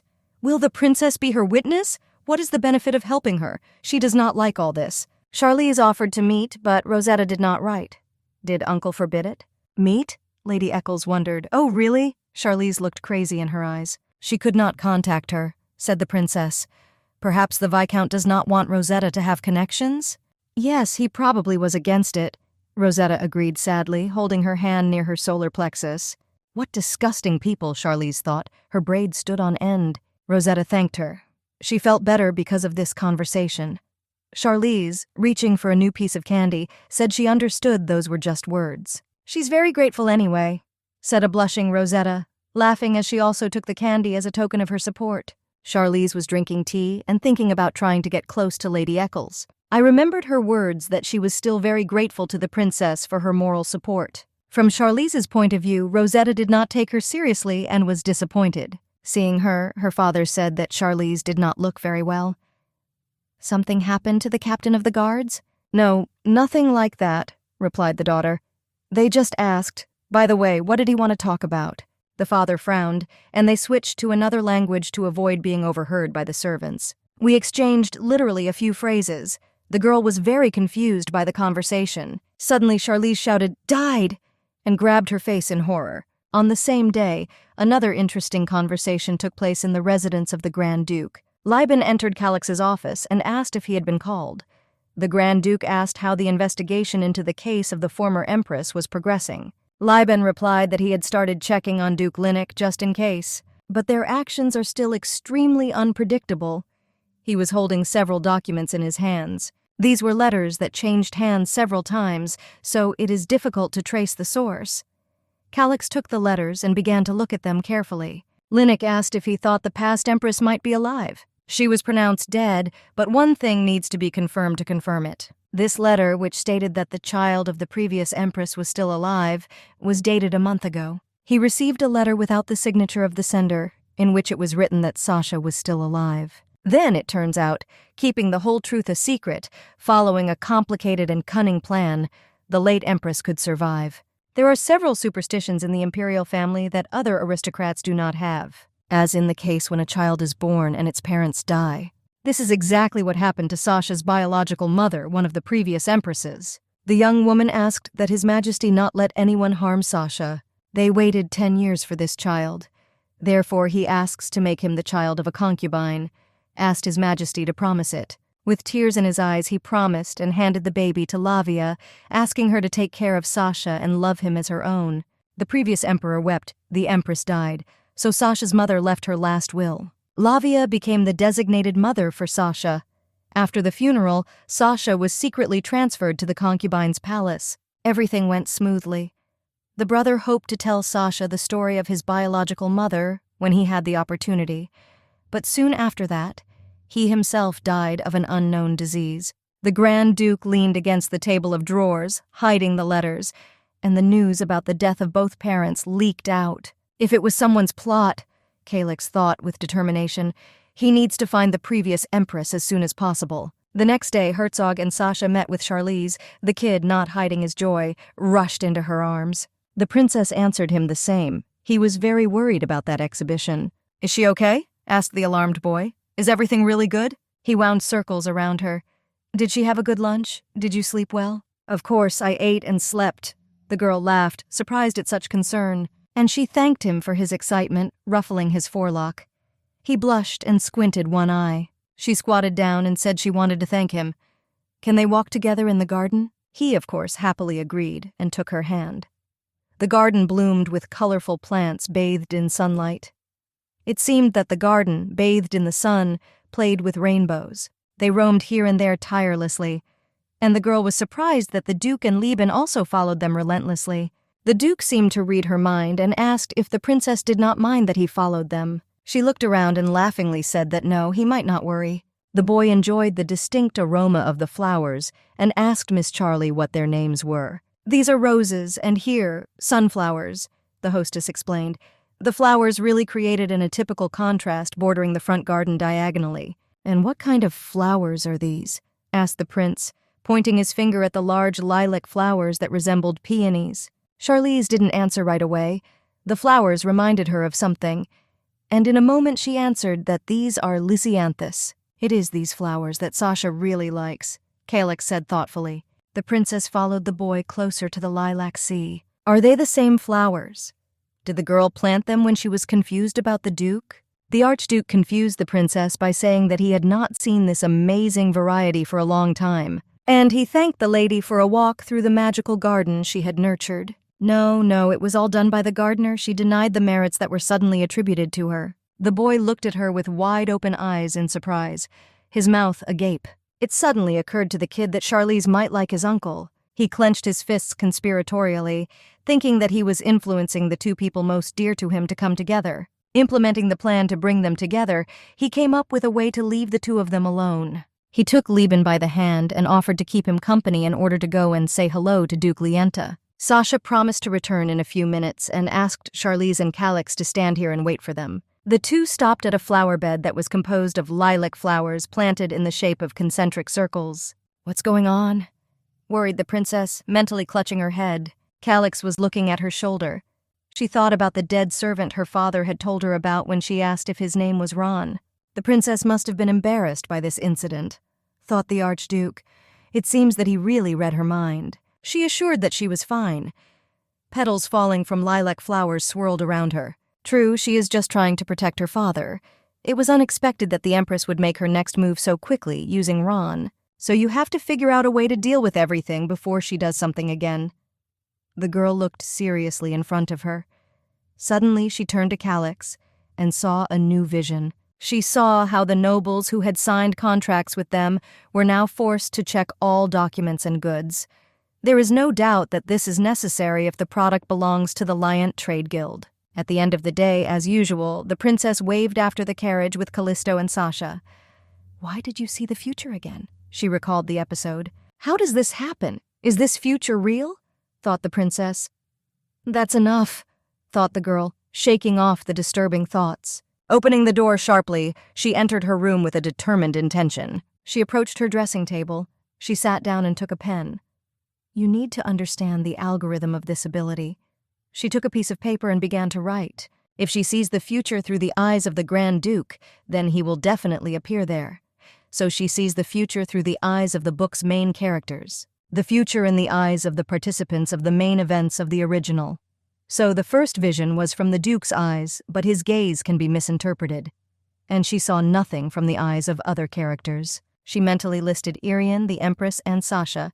Then what about this person? She needs a book character she hasn't met yet.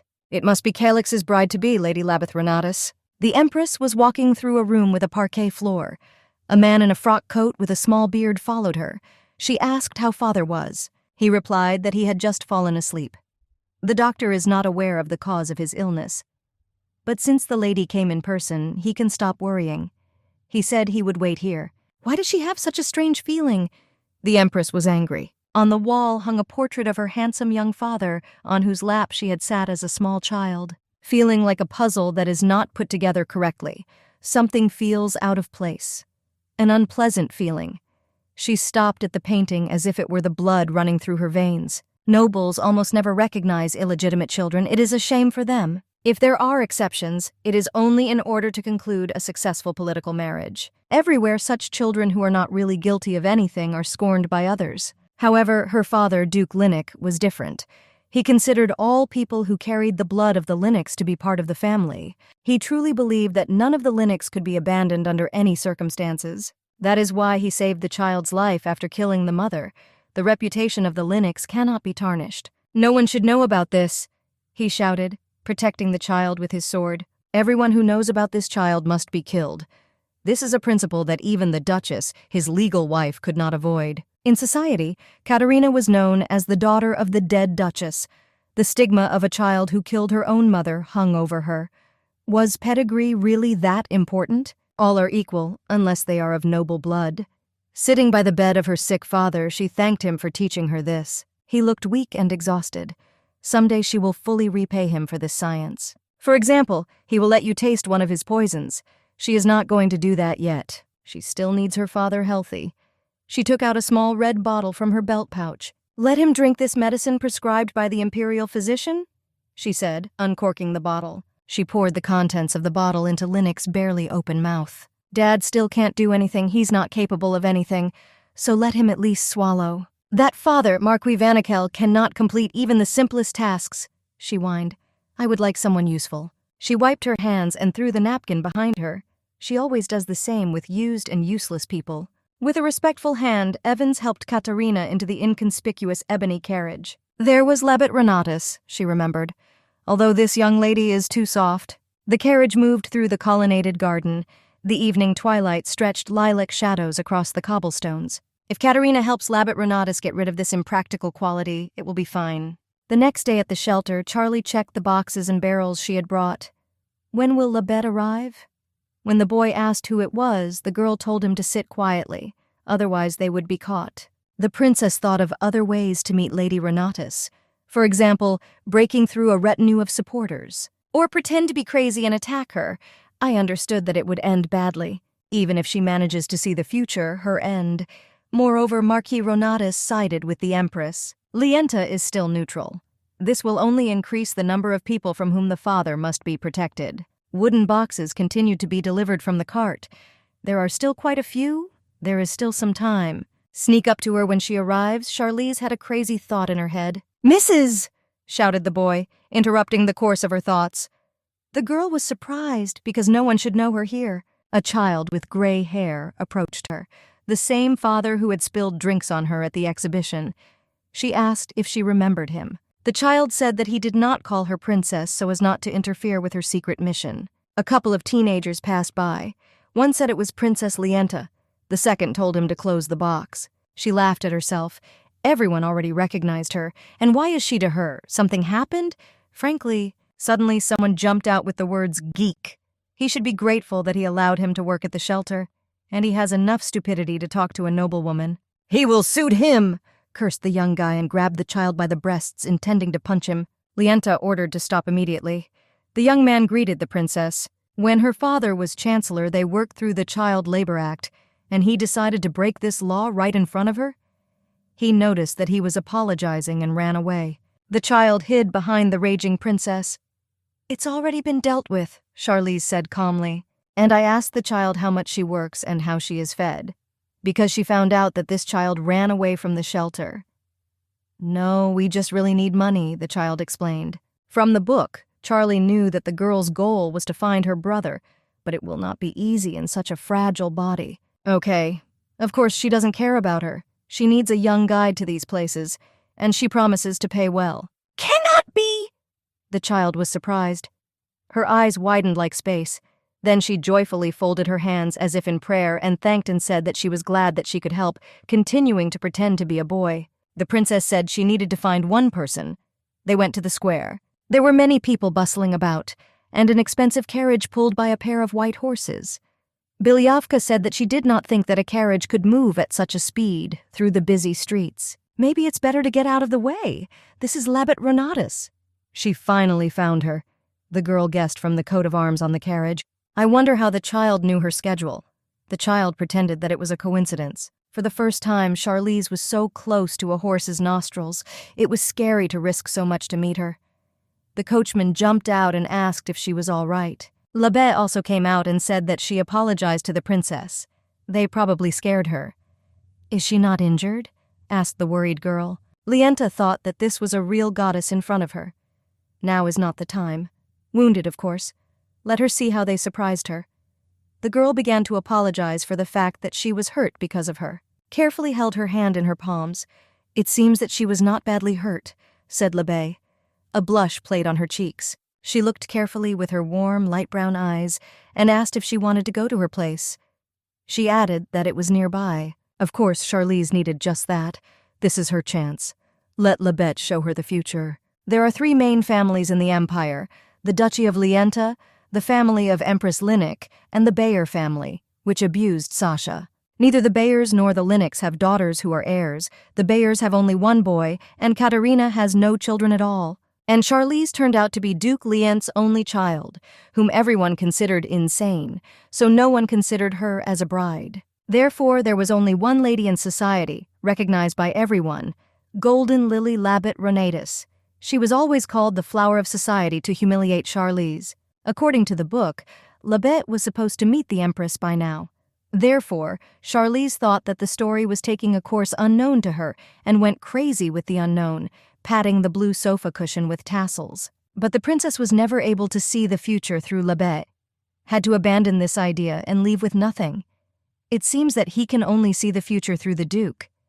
Maybe it's better to make friends with him? Suddenly she heard a strange address to her. Human. Oh, how long has he been there? It turns out that the mighty god of light has taken the form of Shanti's tame wish-fulfiller. Why does he need it? What about the mood? She asked the amazingly cute white reptile. Shanti explained that he assumed the form of a lizard and went to Sasha, but he panicked and froze in place. It seems that the prince was very surprised. So we have to come up with another solution, said Charlize. But Charlize really likes this child. He saw her in the garden. The boy was smiling while drinking tea with desserts. The miniature dragon asked her to take him with her.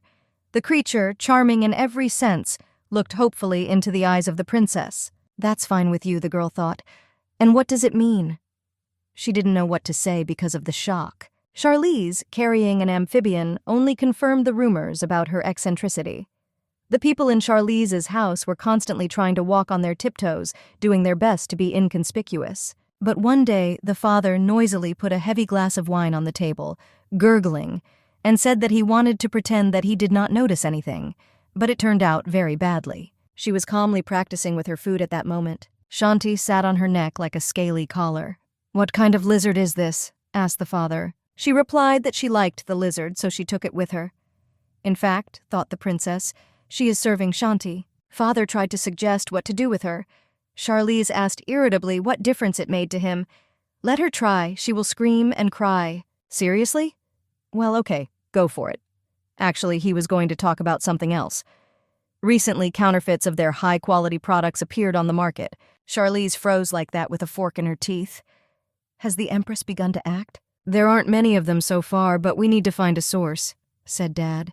He was obviously worried about the joke. She's so busy, Dad's busy. The Duke began whining, grabbing a batiste handkerchief. Shanti looked at the Duke as if the man's emotions were not worth eating. The princess said yes, of course. It's time to take care of family matters that she previously ignored. He wondered, Family matters. Charlize would like to help her father if he doesn't mind. She has reasons to be so self-confident. In a short period of time after entering the academy, she achieved excellent results. Calix took the first place. She confidently held the second place until the release itself, despite the fact that she even skipped classes to go to Eludian's class. The father thought and said that if she has such a desire, then why not? Well, now you can use work as an excuse. How can she find the manufacturer of fakes? It seems that it was mentioned in the text. She opened the book and found a phrase about the owner of a store on 3rd Street laughing out loud. Exactly, the 3rd Street. I remembered such a trifle, but the appearance of the main character, not. Amazing memory. Well, there is reason to believe that she was lucky. If he does everything right, he can avoid a lot of problems.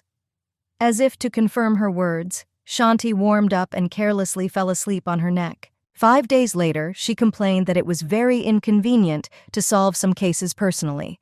Persecution, tyranny, tantrums. Well, with such a flow of life, it is impossible to find a decent subordinate. Such an uncomfortable carriage, when will they arrive? Whined the tormented lizard. The princess asked him to speak more quietly. Because there is a knight nearby. They will suddenly hear him. He replied that only the princess could hear him. How does he know that? Hence, not all people can do it. That is, he can choose the one who will hear him? Well, not exactly, but something like that. It became interesting why it was she who was hearing then. Meanwhile, the crew plodded along. Finally, they stopped. She entered the jewelry salon, and a young guy greeted her like a representative of the best store in the capital. She stood in the doorway with a haughty posture. Her entire outline glowed spectacularly. The light from outside enveloped her figure. So the salesman recognized her and bowed as far as the counter would allow, and said he greeted the lady. She understood that he recognized her, so she came to the right place. He smiled and asked what brought her here. She replied that she is looking for someone who can do one thing for her, but she is not lucky in this yet. She is looking for a good master. He thought that she was obviously not aware that he was the one making the fakes, which were then sold as if they were from Lienta's house. Well, then this is his great chance. She pretended that she was going to go look for more. Therefore, it is necessary to find out from her some information, what exactly she would like to produce. Well, here's the drawing. She can pay handsomely. Will he make it? And submitted the document. Well, no problem, said the boy, smiling and taking the drawing. She smiled and closed her eyes contentedly. That's how I caught on. Now we have to wait for the reaction of the Empress. In the Duchy of Eludian, Sasha played Jenga. His opponent was the Grand Duke, so the boy lost again. Liban remarked to the gentleman that he could have given up, because Sasha had lost 3 times in a row. Calix denied that he was the first to go, so his turn did not even reach him. Sasha thanked the Duke for continuing to play with him even though he was losing. He is very glad that he has such an uncle. And Calix is glad that he has such a nephew. He will try to keep his second place in importance, because probably the first one is a princess. And if he is together with her in the first place? The boy asked, making his uncle laugh. The boy was offended. The uncle is so bad he's making fun of him again. Does he not like it? Asked the Grand Duke. That's not the point. The kid blushed. Herzog added that Sasha could even hate him if she wanted to. He will still love him. But he hopes that he was telling the truth, and that he and the princess will be in the first place together. Indeed, and that will never change, because they were the first to be kind to him, the boy explained. So they are the first. The Empress should have been the first to take good care of him. The Grand Duke was surprised and looked at Liban. Does Sasha not remember anything at all about life before he ended up on the street? Before his death, his brother asked him to take care of Sasha. Calix swore that he would definitely protect the baby. But he could not keep this promise, because his half-brother, Antonio, ascended the throne, arguing that the emperor's place cannot be unoccupied. Calix's mother was a commoner, so he has no right to be emperor, and he is too young. Only Antonio is capable of becoming emperor. Then he learned about Sasha's death and that the empress's palace burned to the ground. The empress and her son definitely died, and he was offered to surrender, so he couldn't do anything. The cot was charred. They didn't even find bones. So Calix waited until he became an adult and received the title of Grand Duke of Eludion. He asked the emperor to take artifacts capable of identifying the carrier of imperial blood, because he had an assumption that His Majesty was still alive. He intends to weed out the false princes using this artifact. Of course, everything to find a nephew, answered Antonio. He was handed an inlaid blue box on a pillow. The emperor guaranteed that he would gladly give up the throne when Sasha returned. It is clear that this was a lie. Calix assured him that he appreciated His Majesty's kindness. So, 7 years later, Sasha miraculously turns out to be alive. It seems that this child will experience a lot of happiness under his protection. He can grimace from disliked food, pretending to be asleep to avoid taking a bath. Live the normal life of a child. That is why he did not ask anything. Calix wants the prince to forget all the traumatic moments and sleep peacefully in his crib. And he is not going to ask him anything, but his task is to reveal the truth. It seemed to him that Sasha was trying to endure and bear this burden, but it turned out that he did not remember anything. It is necessary to understand this. Maybe Sasha wants to play again? Or do something else. Now the boy thought, he wants to write a letter to Miss Charlie. Calix asked Liben to bring a pencil and some papers. The kid drew Charlie, himself and the Grand Duke, and wrote that he was bored. He told in the letter how delicious the strawberries he ate yesterday were, and what he plans to do with her. Then he asked his uncle to check the letter. Of course there were mistakes, but they looked very cute. What to do now? Can he fix it? Is it better to rewrite? No, of course he can, but it seems to him that the princess will like it better as it is. The little boy began to tell his uncle to fix it, but he said that he also likes it better. He is mocked again. Bad uncle, muttered the blushing kid. Well, he has become more sensual, thought the Grand Duke, wiping his snot. It opened slowly, like a seashell or a hedgehog that has felt safe.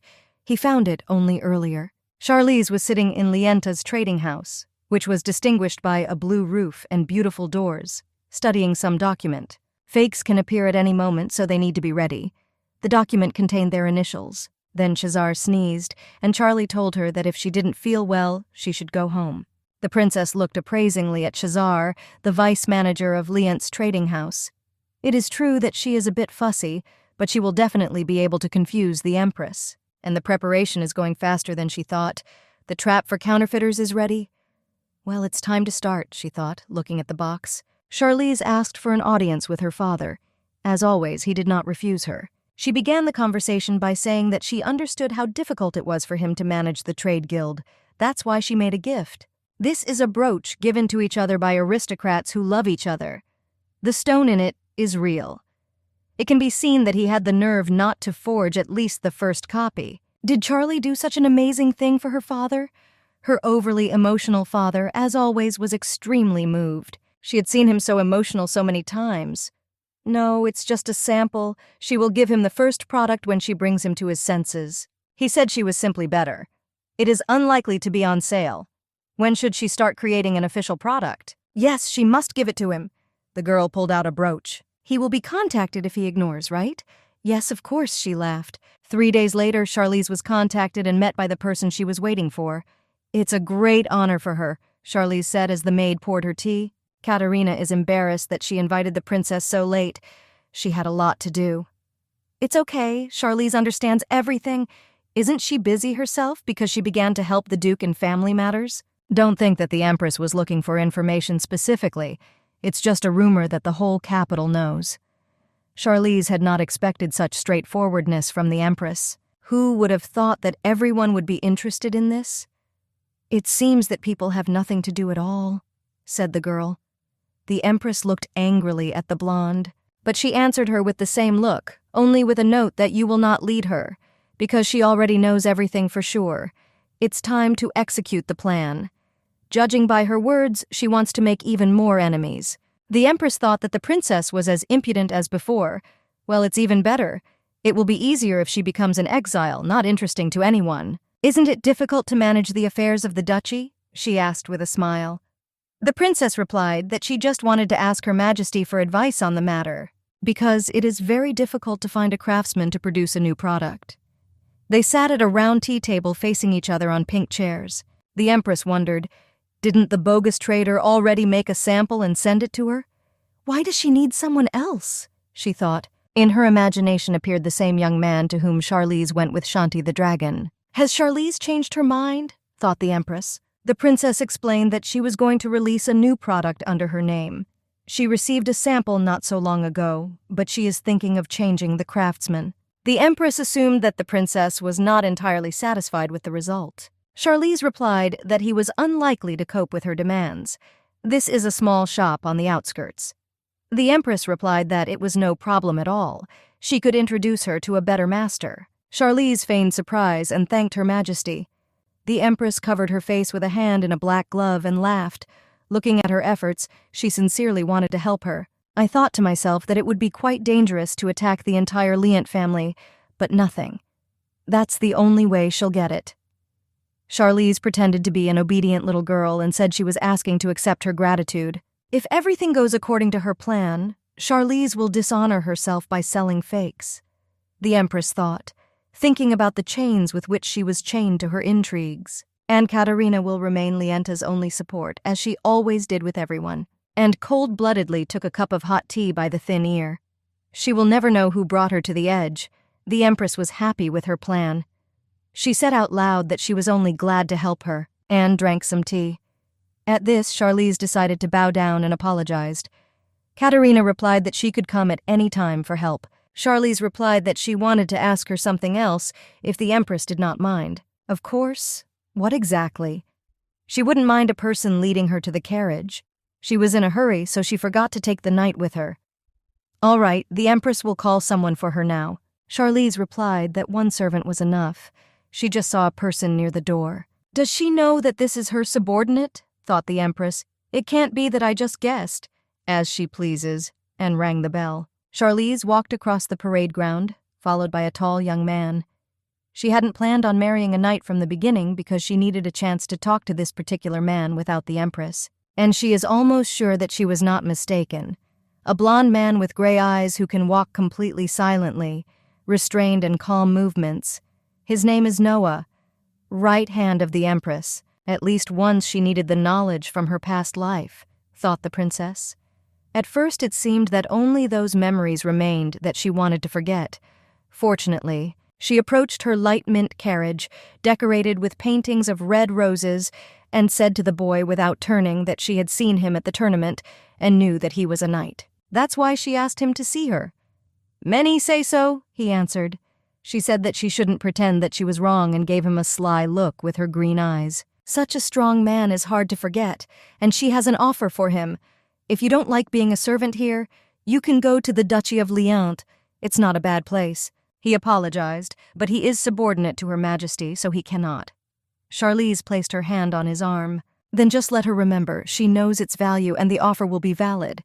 And she looked at him with a sweet look. He did not return her glance, but coldly cut off that if he remembered it, he would have to report to Her Majesty. Charlie said whatever she wanted, and I thought that there was nothing more to do here. It was time to go. She thanked Noah for seeing her off and said that they would see each other again and waved amiably. He looked at the departing carriage with a dazed look, but quickly composed himself. The next day, Sasha wrote her a letter. How touching. Charlize looked at his children's drawings with the caption that he misses her. Although she is not sure that she can receive letters and be happy about them. The Empress is so fixated on her because she considers Charlize Lienta useful. She has no descendants. She needs a person who will get along with Sasha. She puts a dagger in Charlize's hands as if, the Empress will not back down from him for anything as long as he threatens the Emperor, and Sasha's fall into the lake is also her doing. Lienta brought the false prince to frame the Archduke. She remembered the boy's taunts. If she stays around, prejudices will increase. He does not want to expose Sasha to danger. Children should be protected and no one should harm them. Enough to think about the past, thought the girl, touching the picture. A maid came to her room and announced that His Majesty had arrived. Indeed, outside the window stood a carriage drawn by 2 bay horses. They had a wonderful picnic on the sunny lawn with croissants and writing activities. Charlize dictated different words to Sasha so that he would learn to write. For example, rabbit, deer, duck, and praised that he wrote everything correctly. Sasha is definitely a genius. Heh, Uncle made word cards for him, the boy boasted, and he studies every day. Charlize imagined Calix figuring out what other category of cards to make besides fruits and animals. Did the Grand Duke paint them himself? Unbelievable. Sasha interrupted her thoughts, demanding the next word. She said the word strawberry and saw that he was worried. What is wrong? Yep, that's the same word in the letter that was misspelled. How cute! But it is better not to tease, but what will make you cry? Maybe enough words for today, she asked. The kid agreed. What else would you like to do? But it turned out that it was already time for Sasha to leave. The Archduke was coming to them and calling his nephew. Time flies so fast, she still has so much to tell him. She wanted to see his smile longer. She asked Sasha to give her a hand. He asked what happened. She wants to give him a present. The gift turned out to be a ring made of a live clover flower. The boy was delighted and said that he liked it. He said he would keep it, but he had nothing to give her in return. What would she like? Nothing. She got so much from him, she said, patting the boy on the head. Calix said to Sasha that it was time for them. Has he already said goodbye? Sasha looked at his uncle with pity. Well, next time, he said, adjusting the ring. Can he come and see her? He understands that she is busy, and he is disturbing. Charlize was upset and replied that she was just having a very busy period. She asked me to listen to my uncle and study diligently.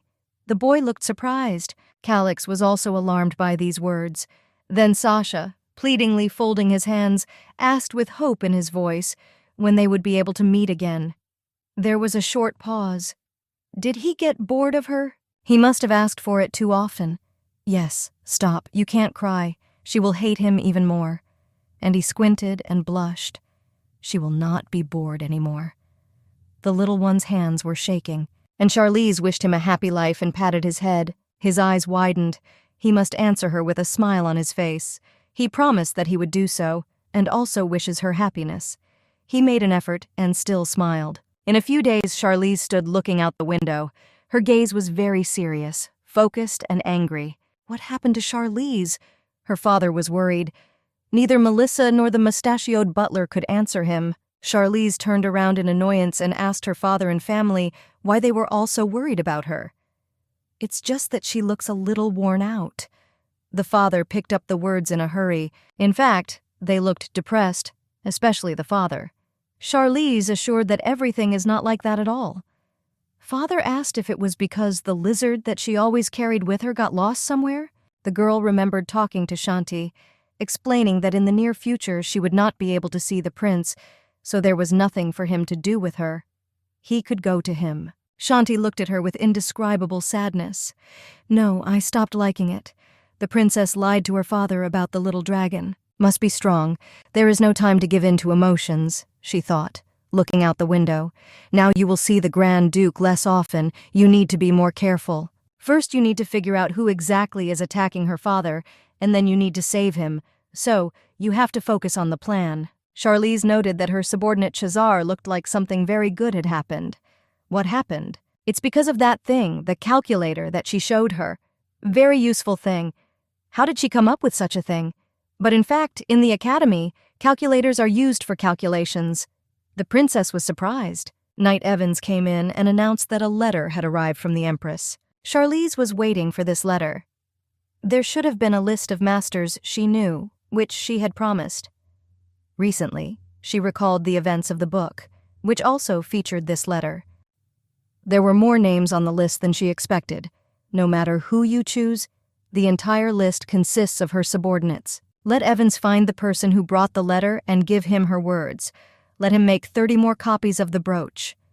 Evans accepted the order and headed out the door.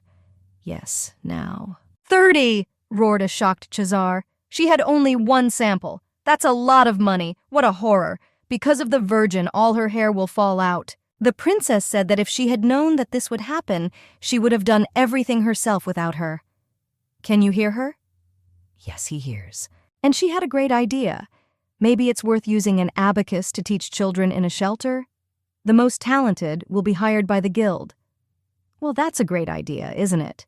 Then it's time for her. Wait, why is this here at all?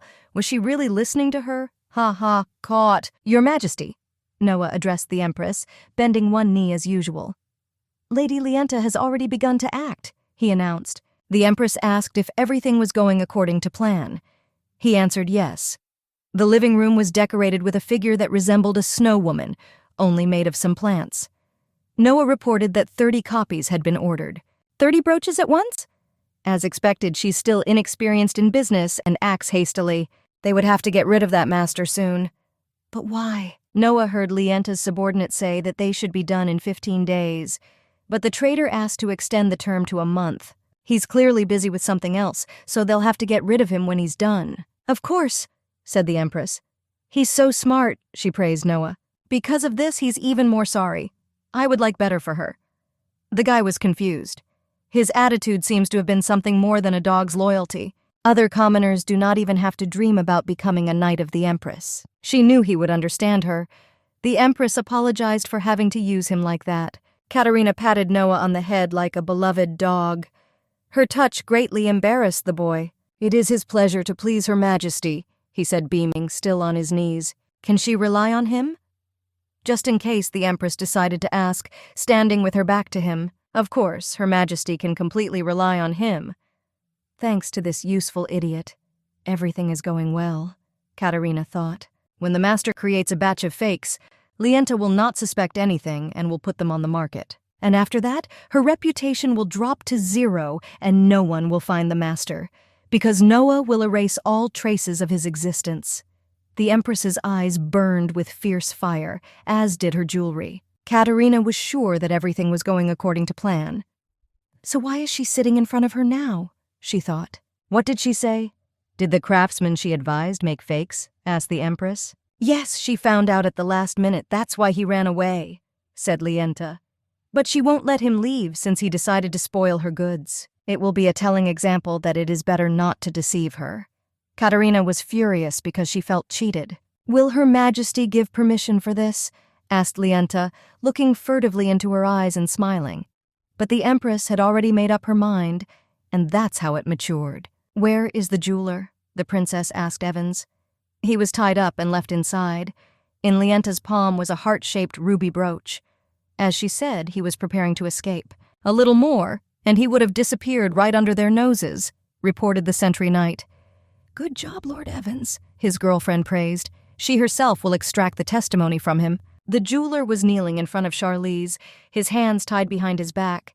Lord Evans stood beside the princess. The master whined that even though she was Duke Lient's daughter, she had no right to do this to him because he didn't know what was going on here.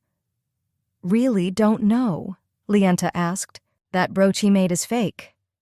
The girl effectively threw the decoration on the floor in front of its creator. The jeweler's face twisted in horror, eyes widened. She can't say that. He is a master. He is a person who has dignity. He looked at her from under his forehead. Does she look down on him just because he's a master from the backcountry? The dignity of the master, he says, smiled the princess. Is that why he made such a fantastic fake? Repeated so perfectly that ordinary craftsmen will not be able to tell the difference. They will be surprised by her beauty. But of course she was able to distinguish the fake right away, said Lienta. Has he not yet heard the rumors that she has an exceptional sense of beauty? Yes, cried the master to the floor. He made a mistake. He was blinded by his own greed. Enough, let him tell the rest in court. Lord Evans will soon bring him to court, but for now let him be locked up in Lient's casemate, said the girl, walking away without looking back. The jeweler begged for mercy through the open door. The Empress looked out the window and asked Noah if the lady had taken that man to the duchy. Yes, she recognized the fake. It seems that the rumors that the lady has a very subtle sense of beauty turned out to be true. Katerina looked depressed and devastated. Her face showed a mixture of surprise and disappointment, but she continued to invent a way out. She asked Noah if they could somehow get into the estate of Lient. Although the Duchy of Lient is the most important district in the empire, there has been no leak of information from above until now. It seems that they don't need this master anymore. The Empress waited for the verdict, thinking about the jeweler with disgust. Noah fell. He understood that this woman did not appreciate anyone, regardless of ability or loyalty. Katerina ordered Noah to send a letter to the lady. She'll have to meet in person, she said, looking over her shoulder at him. And so, sitting across from Lienta at the tea table, she pretended to be surprised by the fact that the specialist whom she thought to make a fake made it. Katerina asked if the person she advised had actually made the fake. Yes, answered Lienta. He is now locked in the casemate of their estate as they have discovered his crime and escape attempt. There is no point in doing such a complicated thing. She deals with it.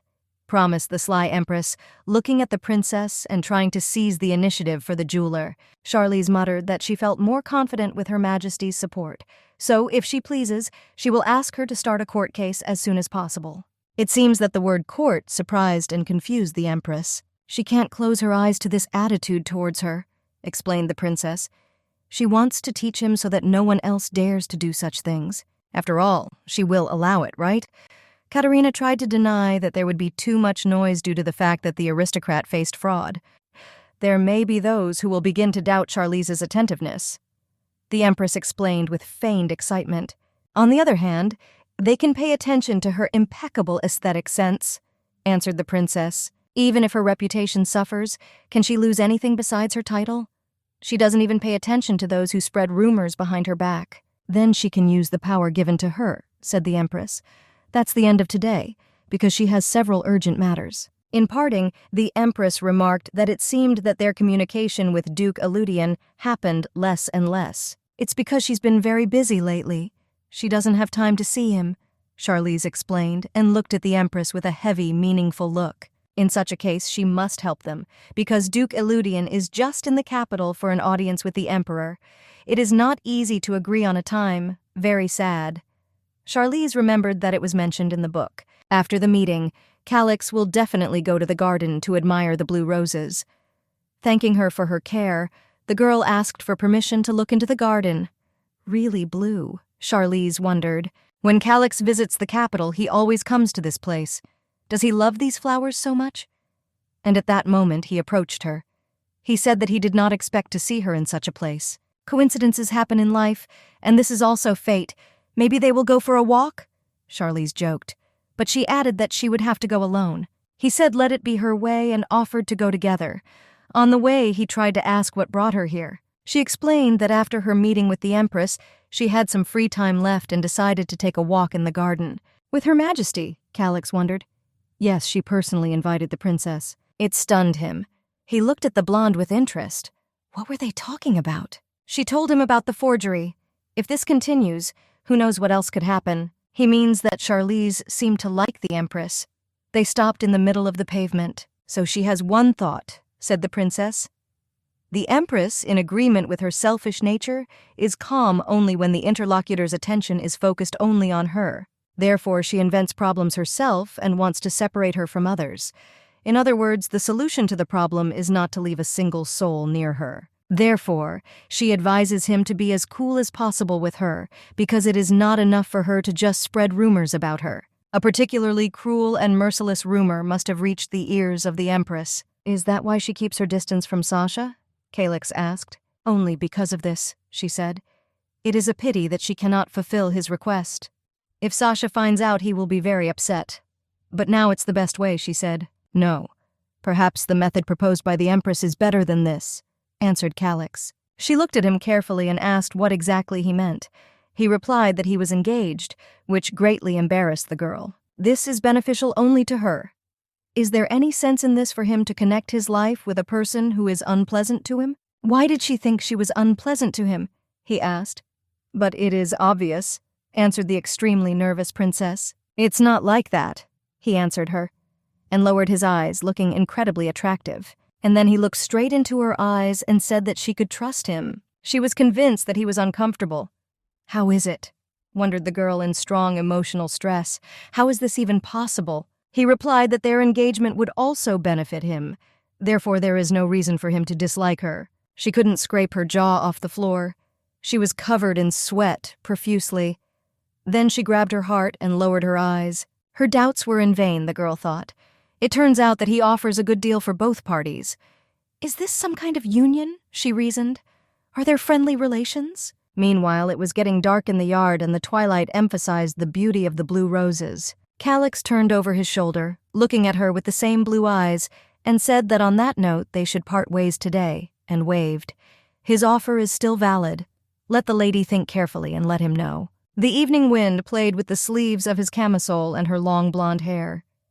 The Duke dissolved into the twilight. The girl froze, confused, and looked after him, going through the frills of her skirt with her fingers. A dumb question froze in her gaze. Suddenly, she realized that she had almost made a mistake in understanding Calix's words. Quotations from the book led her to this conclusion. Of course, there will be no engagement, but you need to study more. It is good that there are more and more books about human relationships now. According to one of the rules, when the interviewer asks for your opinion before giving it, you should say the words that he wants to hear. I closed the book. She has no experience of friendship. Sociability is close to zero. Self-objectification is a good way to evaluate yourself. If you read it, you can become a friend, said the preface. But where is Charlize? The father was happy, finding the girl in the library. After graduating from the Academy of Sciences, she never entered the office. What brought her here? He asked. The girl broke away from the book, turned to her father, and said that she decided to study a little. The father was glad that his child was studying. Recently, she has been actively helping in the trade business, and he still manages to study, he was surprised. If you read this, you can be this person's only friend. She reread. Then she asked herself the same phrase, and she imagined herself laughing, holding Calix by the shoulder. The only one? Asked the father. You can't either, he shouted. What? No, if a friend, then it means the daughter of Count Eccles? No, she's going to make friends with Duke Eludian, said the girl, folding her arms in front of her. The father's emotions exploded again. Is he so happy that she will have a friend? The girl thought. But how can this be? The father grabbed his heart and tears appeared in his eyes. Although, if you take into account what she has been doing lately, it is quite possible. I reviewed the contents of the book. Rule 1. We have to wait for the right moment. The second rule. When the interviewer asks for your opinion, before you give it, you have to say the words he wants to hear. The girl thought. Then you have to start a relationship with your father. She took his hand. We have to wait for the right moment. She is learning on her own, so there are many unclear points. How wonderful that father came, she said, looking into his face. She said this with a smile and wrapped both of her hands around his palm. What a fateful coincidence. And how is he? Replied the father. It is somehow strange. There is no face on it. It's all purple. Then you should immediately go to the second rule. The girl looked up at him and said that he looked tired. Maybe it's worth a little rest? Judging by the expression on his face and the way he raised his fists to his collarbones, his father was even more embarrassed. He is so glad that Charles is worried about him. Then, according to her advice, he will go and rest. He finally smiled. His emotions expressed love for his daughter. Yes, yes, she said. People sometimes benefit from reading books. Excellent result. By the way, the time is approaching for the beginning of the Empress's actions, she thought, looking through the latticed window into the garden. Her gaze suddenly became heavy, and her smile turned into a sour mine. She should be there tomorrow night. And so, at night, the boy Sasha cried in his bed all of a sudden. His health was not the best. Tears dripped from his cheeks onto the pillow. There is an artifact in the temple that blocks black magic. It was obtained through huge capital investments. Therefore, they are able to block any magic. But there is a high probability that the reason is something else, the Duke reasoned, stroking the boy's small, fragile palm. Seeing the clover ring that Charlize had made on his hand, he realized how much her presence could speed up the baby's recovery. Promised to bring the lady of his choice if he needed it. He is sure that she will stop being stubborn if she finds out that Sasha is sick. After all, Charlize moved away only for his safety. Why does a lady do this, only to spoil her reputation? He suddenly remembered what he was thinking about her. He tried to remember since when this happened to him. He patted Sasha on the head. His expression was sad. He can't waste time on that. For Sasha's sake, he has to get that thing. In the north, in the permafrost, a couple was walking through the snow-covered forest. A girl in a lace-trimmed and fur-lined cloak and a green dress, and a blonde boy in a long black woolen mantle. The girl is Charlize. The wind blew the hood lined with fur from her blonde braids, and she had to squint one eye. Too stressful for a delicate finish. Finally, they found the person they were looking for. A knight who never became one. Noah. He was lying on a snowy lawn in a pool of his blood. Before he was abandoned by the Empress, he was nicknamed the Genius of Reincarnation. He was collecting classified information. Tears froze in his gray eyes. If the novel doesn't follow the plot, her knowledge of the future makes absolutely no sense. It also needs a way to gather information. The girl bowed before Noah. getting down on one knee. She does not want to watch the death of a person who once trusted someone. Charlize beckoned him to look at her. He focused his gaze on her and recognized the lady. It seems that there is strength to speak. So, there is strength to listen, she concluded, raising her index finger. She poured medicine on Noah's wound. This is a hemostatic agent that is supposed to stop bleeding. You have to be a little patient. Why did this happen to him? And what does he think? Asked Charlize. She said that she saw its value. She is very sorry to leave him to die. She took the boy's chin. His face was all scarred, asked to become her person. He said that until now he was the Empress's man. After all, it is because of him that Lienta is in such a terrible situation, cried Noah.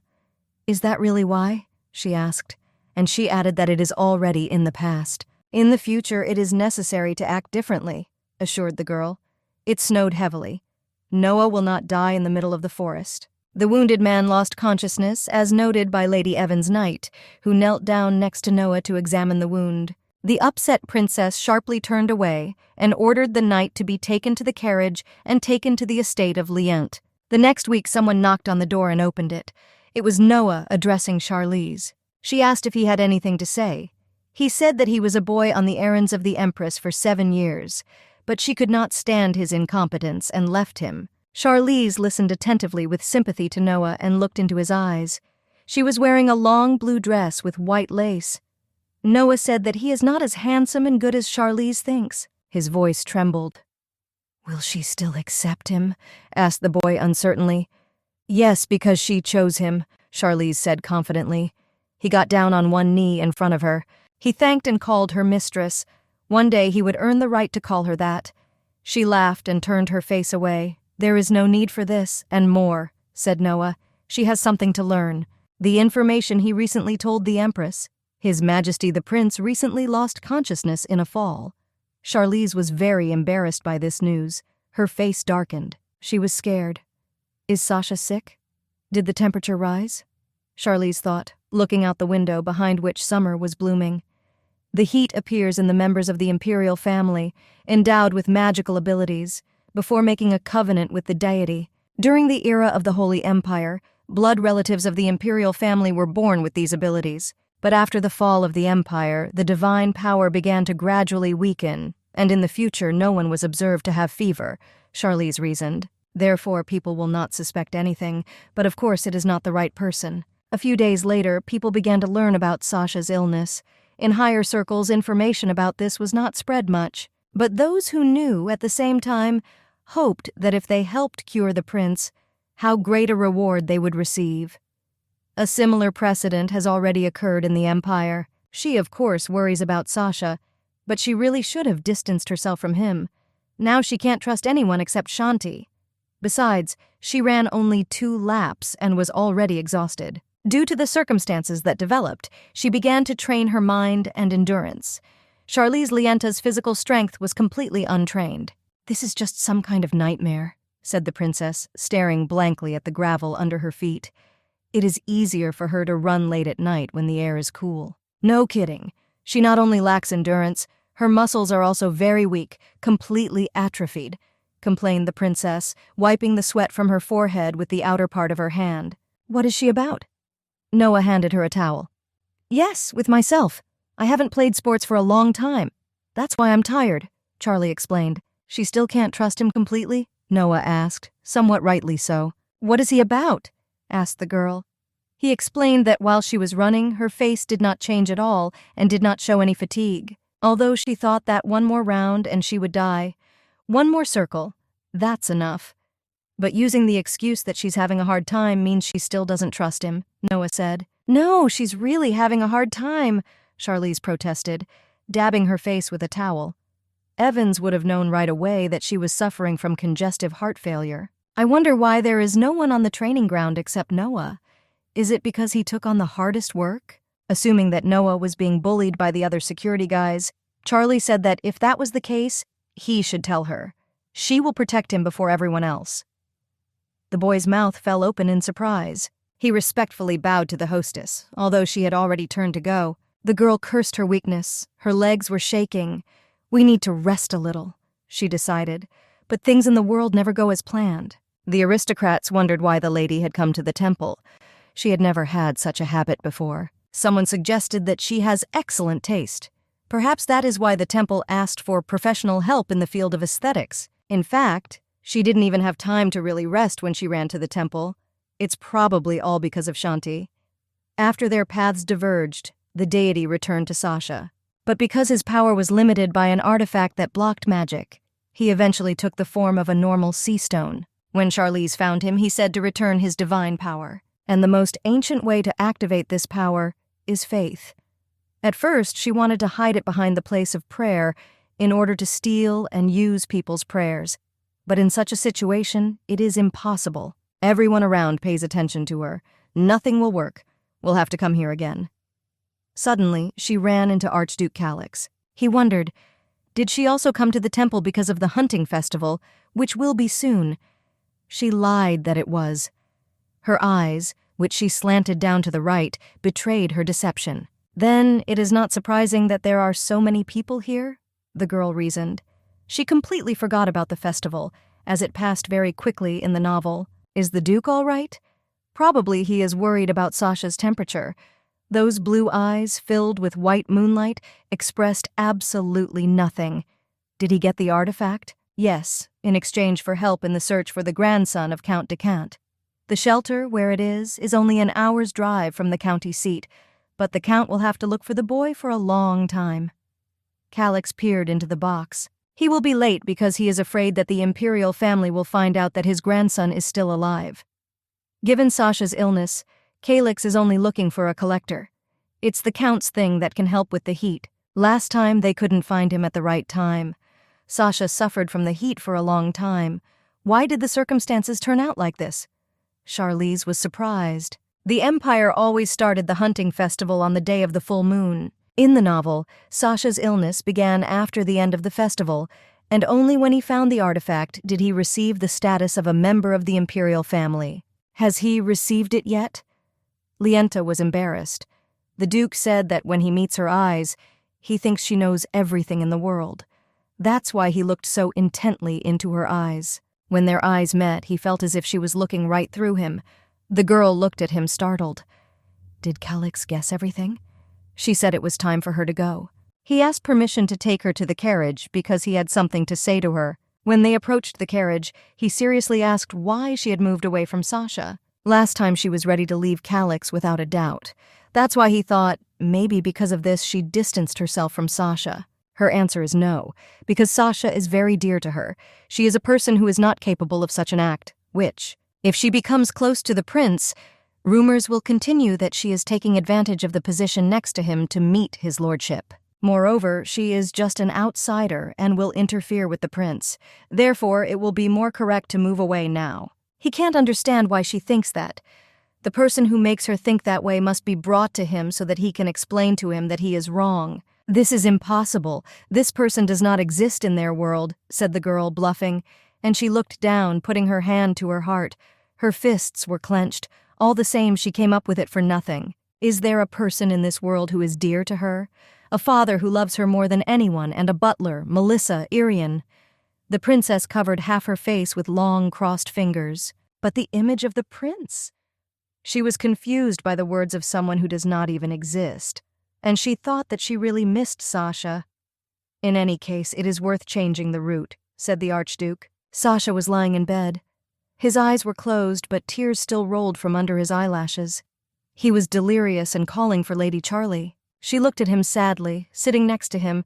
Such a small child calls her by name. She put her hand on his tiny palm and felt the clover ring. She spoke his name gently and raised his hand to her face. The princess would be so glad if he wasn't sick. The kid opened his eyes and recognized her. Is it really her, or did he dream? And Sasha, realizing that he sees Charlize as her own person, burst into tears. Memories of her past life began to emerge from the recesses of her memory, from the day she was abandoned by her parents. The image of the parents who quickly left after receiving the money was imprinted, but she did not follow them. The girl seemed to look over her shoulder at them with her fiery eyes, because she believed their promises that soon, just one morning after 10 nights, they would come and take her away. Training was terrible. Of the 30 people who enrolled in the course, only 5 remained. The most difficult thing of all was that this very place was a guild of professional assassins. "So she doesn't want to kill people?" the coach roared at her. "Is she out of her mind? Knowing the value of her life, she still dares to say such a thing?" Charlize lay at his feet, mercilessly beaten. Is she not fulfilling her role? Let him do it at least for the sake of fellow guild members. Then, when she takes a weapon in her hands, she will definitely change her mind. Her hands were badly battered and torn.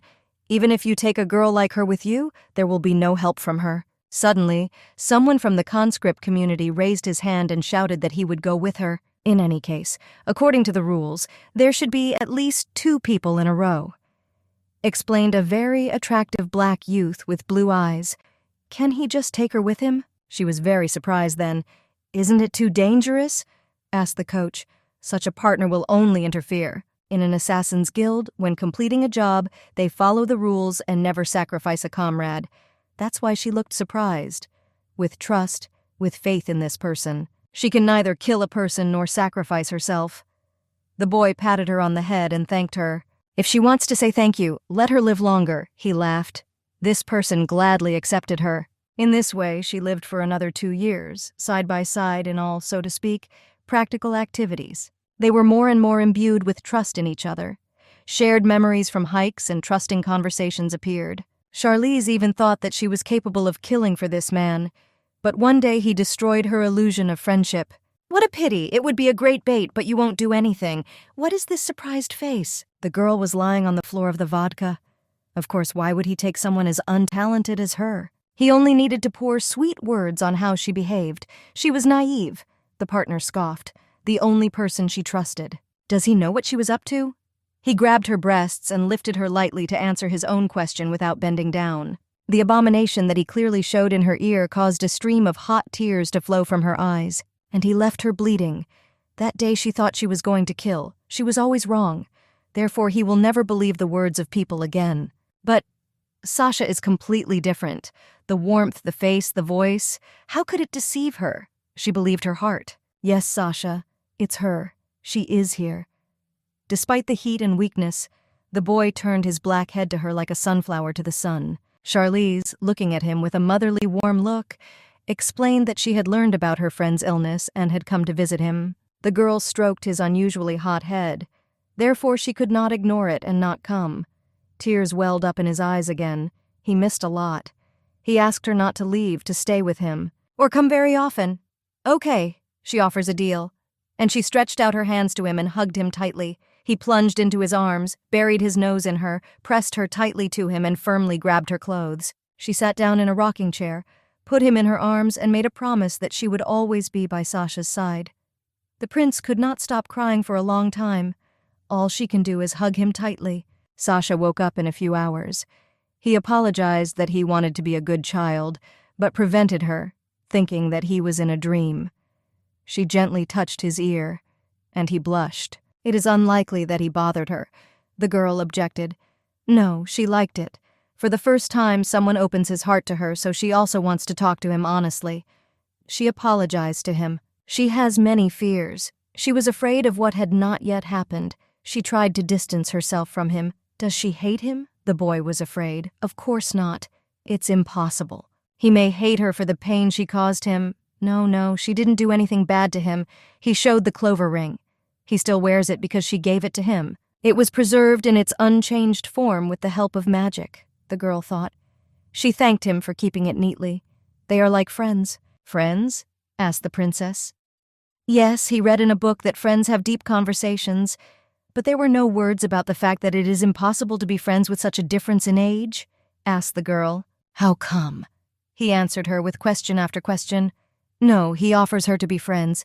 He and Lady Charles are friends. He likes it, laughed the boy. After she returned to the estate and flung open the door, she felt the influence of self-confidence. It is very good that she learned to study even earlier. Now she knows that you can make friends on your own. And she opened a drawer with a book from which she read advice about friendship. Now, no matter who she meets, she will be able to communicate with ease. The blonde beamed, rejoicing at this discovery. The next day, she made another conclusion. It wouldn't hurt to study a little more. It never hurts to develop. The princess walked over to Irian and Lady Aescles, who were having tea. They don't have friendly relations yet. How should they behave? Thought the girl, looking at her friend. She remembered the day when she met Irian for the first time in a long time. She could imagine that she would meet Rosetta in the dressing room. Union of Irian and Rosetta, she thought. You can see this only in a novel. How did Miss LaFrance find out about Lady Lienta? Rosetta asked. Charlize laughed, covering her mouth with her hand and turning pink. She helped at a difficult moment, Irian explained. I am very grateful to her for that. Lady Charlize can't just walk past someone who needs help, the red-haired Lady Eccles confirmed enthusiastically. Exactly, said Irian. She is very kind and polite. Since they already help even with choosing a dress, it seems that they have a very close relationship, joked the artist. Everyone laughed. Despite the laughter and jokes, the girls seriously considered the princess a person they could trust. Hardly, Charlize objected, looking sideways at the girls. They are only in a business relationship. What if Charlize says they are friends? At least Lady Eccles won't like it. In fact, this is a business relationship. Rosetta hid her own stormy emotions behind the princess's fakeness. They only do what is profitable. But everyone felt that it was fake. Irian asked what kind of business brought the girls together. They did not directly discuss it. Does the lady want to know something? Maybe. She wonders what her reputation is now in aristocratic society. And does she usually care about that? Thought Rosetta. She is not very good now. Her sense of beauty does not go unnoticed. Charlize blushed. Irian also heard about this. Rosetta looked at her. They say the prototype of that brooch went up for auction. When the princess handed that forger to the empress, she hid one copy. After all, there is nothing better to prepare society for major sales than this. Thinks whether to sell it more expensively? Suggested Rosetta thoughtfully. It dawned on Charlize how it would turn out. Marcus Renatus's condition must have worsened. Speaking of him, l'Abbé is in danger, Charlize thought. The empress stood proudly in front of the panoramic windows and looked into the yard. A blond man was standing behind her towards us. They say, she said, touching her lips with her index finger, that the little one, who annoys them so much, has gone to bed. The blond man gave a half bow, confirming these rumors. Is it the same heat? The empress was surprised. That is, if divine power is born in him, you can't turn it back and you can't stop it. Since he is the son of a former emperor, his legitimacy is the highest. He also has a reliable rear in the form of an archduke. There is nothing wrong with preparing in advance. Did their gift reach Marcus Renatus? Katerina asked. It will be wonderful if Lady Renatus likes the gift. Meanwhile, Charlize sat in the living room with her friends, chirping carelessly. She peered into the synopsis of the book's key events. If the situation of the Marquis worsened, obviously Labette had already isolated herself in the estate. They are at the very beginning of the events, when they broke the firewood with the division of inheritance rights. The main thing now is to find out if everything is okay with Labette. Charlize was handed a letter with a seal in the shape of a rose on red wax. It's an invitation, Irian explained, noticing Charlize's surprise. This time she opened the exhibition again. If she is not busy, can she come and have a look? Due to the explosion incident, the scope has been reduced a bit, but she will not be disappointed. After all, Count de Cant sent many things from his collection. This news confused Charlize. Why is Count de Cant here? A week later, Night of Young Authors. In the program, Theodore Vanakel, Irian LaFrance, and 5 more. Sponsor Graham de Cant. Did they hear the news the 3 girls were discussing? At the auction, the lady's brooch was sold for a very high price. Who bought it? Someone is a father who sees no one but his daughter. Did she like her father's gift? He was proud of himself. So that no one else would get his daughter's first jewelry, he bought it immediately as soon as the bidding began. Very much, the girl applauded. Father jumped up. He bought an item that was specially put on display for the sake of preparation. She asked to forgive her naughty daughter. Father was dancing with joy. This is a very popular thing. Irian was happy. The first time she sees her in reality. This is the same sculpture that was in the collection of Count de Cant. Now it is clear why he was nicknamed the Collector. Impressive, isn't it? Under the sculpture was a signature that its owner is Graham de Cant. The Count is an amazing person, the artist said. To find his lost picture, the Count plunged headlong into collecting. Paintings, sculptures, artifacts that are impossible to list.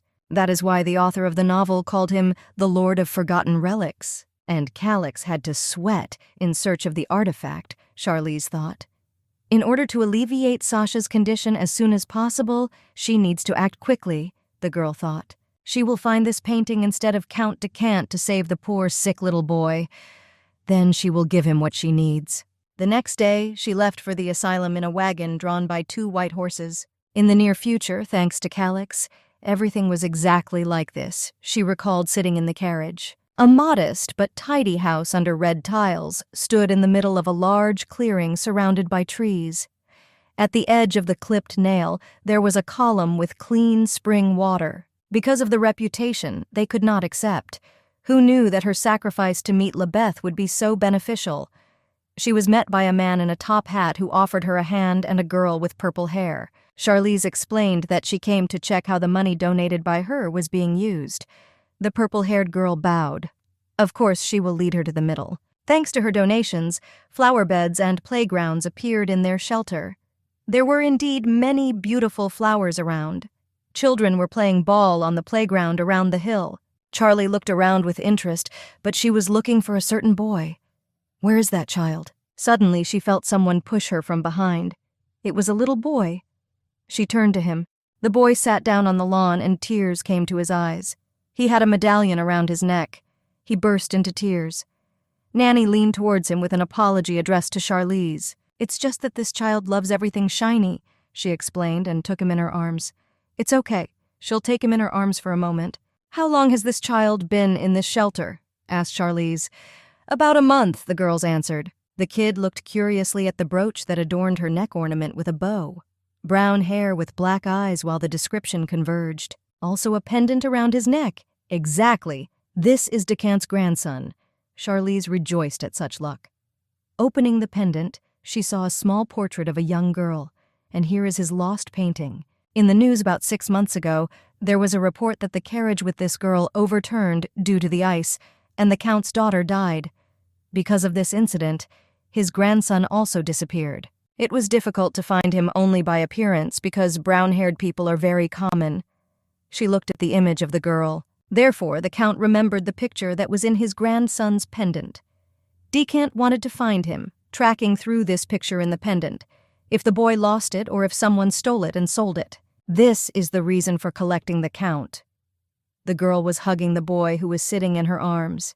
If she is convinced that this is the grandson of the Count, you can finish for today and come back. Perhaps the Empress is watching her and everything must be prepared in secret. Saying that she could see that her donation was being used very well, and it was time for her to return, she placed the boy on the floor. He howled and rushed to her brooch, reached for her brooch with which he grabbed her very hard. You can't do that, said the nanny. Charlize yelled for him to stop because his neck was hurting. He howled and wouldn't let go. The nanny tried to tear him away from the princess, but the little boy stuck to it. The baby calmed down in an instant, only the nanny let him go and bowed. The purple-haired girl apologized, saying that he must have liked her a lot. The boy continued lovingly touching the brooch. As a result, she decided to take him in her arms again. Wait, can this kid even talk? She asked the nanny. They looked at her worriedly. If he doesn't know how to speak at all, he just speaks very slowly. The girls tried to explain. Speak slowly? Asked Charlize menacingly. It seems to her that he does not know how to speak at all. Probably, all because of the transferred shock. He still kept his eyes on the brooch, admiring it. The girl pressed him tighter to her. She will take this child with her, Charlize told the nannies firmly. She wants no one to need anything in this place. Therefore, you should check the condition of the child. The stunned nannies thanked her. She turned and carried him into the carriage. But someone was watching them. A blond boy was watching, seeing Charlie off with a look from around the corner of the house. He recognized this girl as Lady Lienta. 92. The trial on the extension of Rosetta's custody has begun. The guardian turned to Rosetta. How could she lie like that to the entire capital? Did they deceive her? The woman held a handkerchief in her hand and periodically wiped the tears that flowed in rivers from her eyes. She herself agreed to this matter. The woman was indignant. Her husband looked at her in surprise. The juror told Earl Eccles's daughter to give her opinion. This is not her signature, the girl said. She held herself confidently. Is there evidence that this is not her signature? asked a fair-haired young man in a gray coat with leaf stitching. Unfortunately, there is not. She was reading in her room at that moment, Rosetta answered. She was nervous, but skillfully tamed her excitement. He could be seen only by her trembling hands under the table, but the maid, bribed by Viscount Hawson, testified that she signed that signature herself. "Bribed?" bellowed the Viscount. "There is a witness who knows for sure that the signature is not genuine." The people looked at each other and shouted. The witness was invited to the hall. All the people turned to the front door with undisguised curiosity. Charlize Lienta entered. She was introduced. "Does the witness really believe that the signature of Earl Eccles's daughter on the documents was forged?" "Yes, that's right. But apart from the presented document, they have no other satisfactory evidence." "Why is there no evidence?" Rosetta was surprised. "This document is proof," said Charlize, pointing a finger menacingly. "Each handwriting has its own characteristics. In each person, it acquires unique features due to the repetition of certain writing habits from year to year. Therefore, even similar handwritings necessarily have differences. The size of the letters, the slant, the spacing between words and lines, the vocabulary of a particular person, like a special trace." "In that case, what about the written consent that Viscount Hawson presented?" asked the blond man. The guardians hugged and trembled. Their faces were horrified. Lienta said that in order to get to her wall, she demands to see a document signed by Lady Eccles. The Viscount protested, slamming his fist on the table. "After all, Lady Lienta is not an expert. These are only her guesses. In that case, it will be great if everything is decided right here, in the presence of the jury," said Charlize confidently, squinting at the Viscount meaningfully. As physical evidence, she provides her and Lady Eccles's letters. And the court clerk dumped a whole box of letters on the table with Rosetta seals, roses on red wax. If you look closely at them, especially the signature on the letters provided, you will notice that Lady Eccles has a habit of writing the lower stroke of the letter R in a very sweeping manner. Forensic experts carefully examined the signatures, and the judge pronounced a verdict. Rosetta shone with happiness like a blossoming spring and jumped for joy like a little child. The period of guardianship over her was ended in the same moment, and all thanks to her. The girl thanked her friend. How did it occur to her to compare the handwriting? "Is it because of her sense of beauty?" asked the girl. "Well, no, I just prepared very well," Charlize smiled, also very pleased with such a success. "She has a conscience to thank her, but a lawyer is waiting for her," said the girl, holding the princess's hand. "She visits the Duchy of Liente." Charlize thought that meant she wasn't coming. There were no cases when such a promise was withheld. Before calling the witness, Charlize was afraid to bite her tongue from excitement. It's great that the situation ended as well as planned. In the garden, a dark-haired young man approached her and asked if she was sometimes Lady Lienta. "Marquis Vanahel, I haven't seen him for a long time. What's the reason for coming here?" "He came as a representative of the Empress," smiled the artist. "The craftsman who made the forgeries was found dead in the place of his imprisonment. He was very sorry to have to break such news to the lady. So," Lienta reasoned, "this time the Empress made the first move." Vanahel held a stack of papers in his hands. "Her Majesty the Empress must be confused too?" asked Charlize. "Let him tell her that she will visit her soon. Yes, we'll definitely pass it on." He asked for one more piece of news that Charlize should know. "A hunting festival is coming soon, so he warns to be more careful. He said that he would see you again." Charlize thought, why should she be careful? So she has to sit in the estate, not coming forward until she was liquidated. She needs to turn the Empress's attention to something else for a while. She asked Noah to send the donated items and repair equipment to the shelter she had been going to recently. He specified exactly what things need to be sent. "Meat and other products for children with developmental disabilities," said Charlize without turning around. He confirmed that he accepted the order for execution. When she visited, she asked how the child was doing. "Walks in the garden with the servants." And indeed, the nanny ran after the boy all over the yard. He was joyfully having fun. "Here is the letter that came from Duke Bayer." The girl opened the envelope and examined it carefully. Recently, his son got sick and they need her help.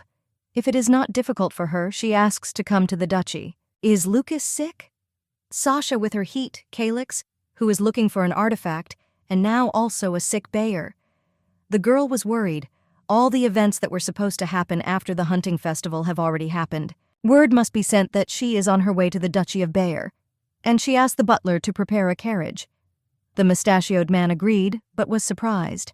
A young blonde person met her in the duchy and asked if everything was okay with the lady during the time they had not seen each other. And they haven't seen each other for a long time, so said Charlize, bowing, and thanked for the invitation. She really hadn't seen her for a long time. Duchess Bayeux seized power over the family, winning over her brother. She is known for her cool attitude towards her own son. The Duchess apologized, going right to work without talking. Such a person cannot hide that he is in a hurry. Still, she values her son. The door was closed. "Is it possible to check all the things that are here?" asked the Duchess. They were in the children's room. There were huge blue teddy bears, a wooden toy railway, wooden swords and shields. Nothing complicated, you just have to say what she sees. For example, what item can become the source of a curse? Curse. How can she determine this? Thought the girl, and suddenly she noticed a blue music box. How can she detect the mark of the curse? And she contacted her because she knew about her. "There is nothing strange," said the Duchess. "She herself is not sure of anything.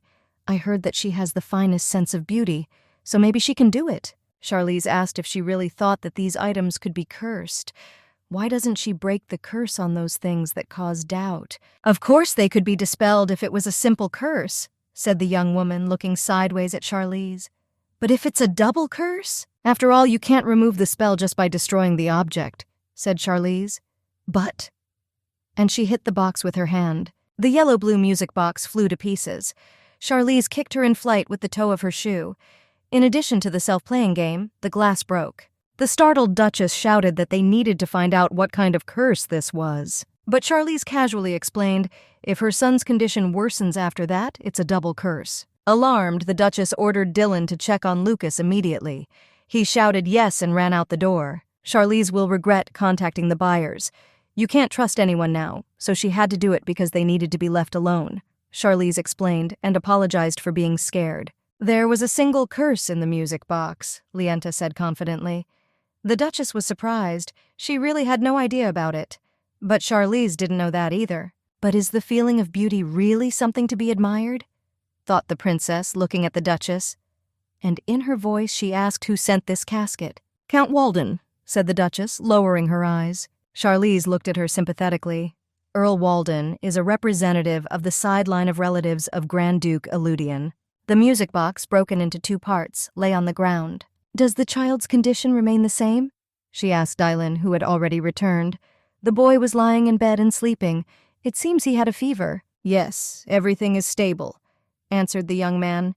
"He checked Lucas's condition, so he asks permission to leave. I asked the lady to take care of the health and safety of the gentleman." Suddenly, the boy opened his eyes.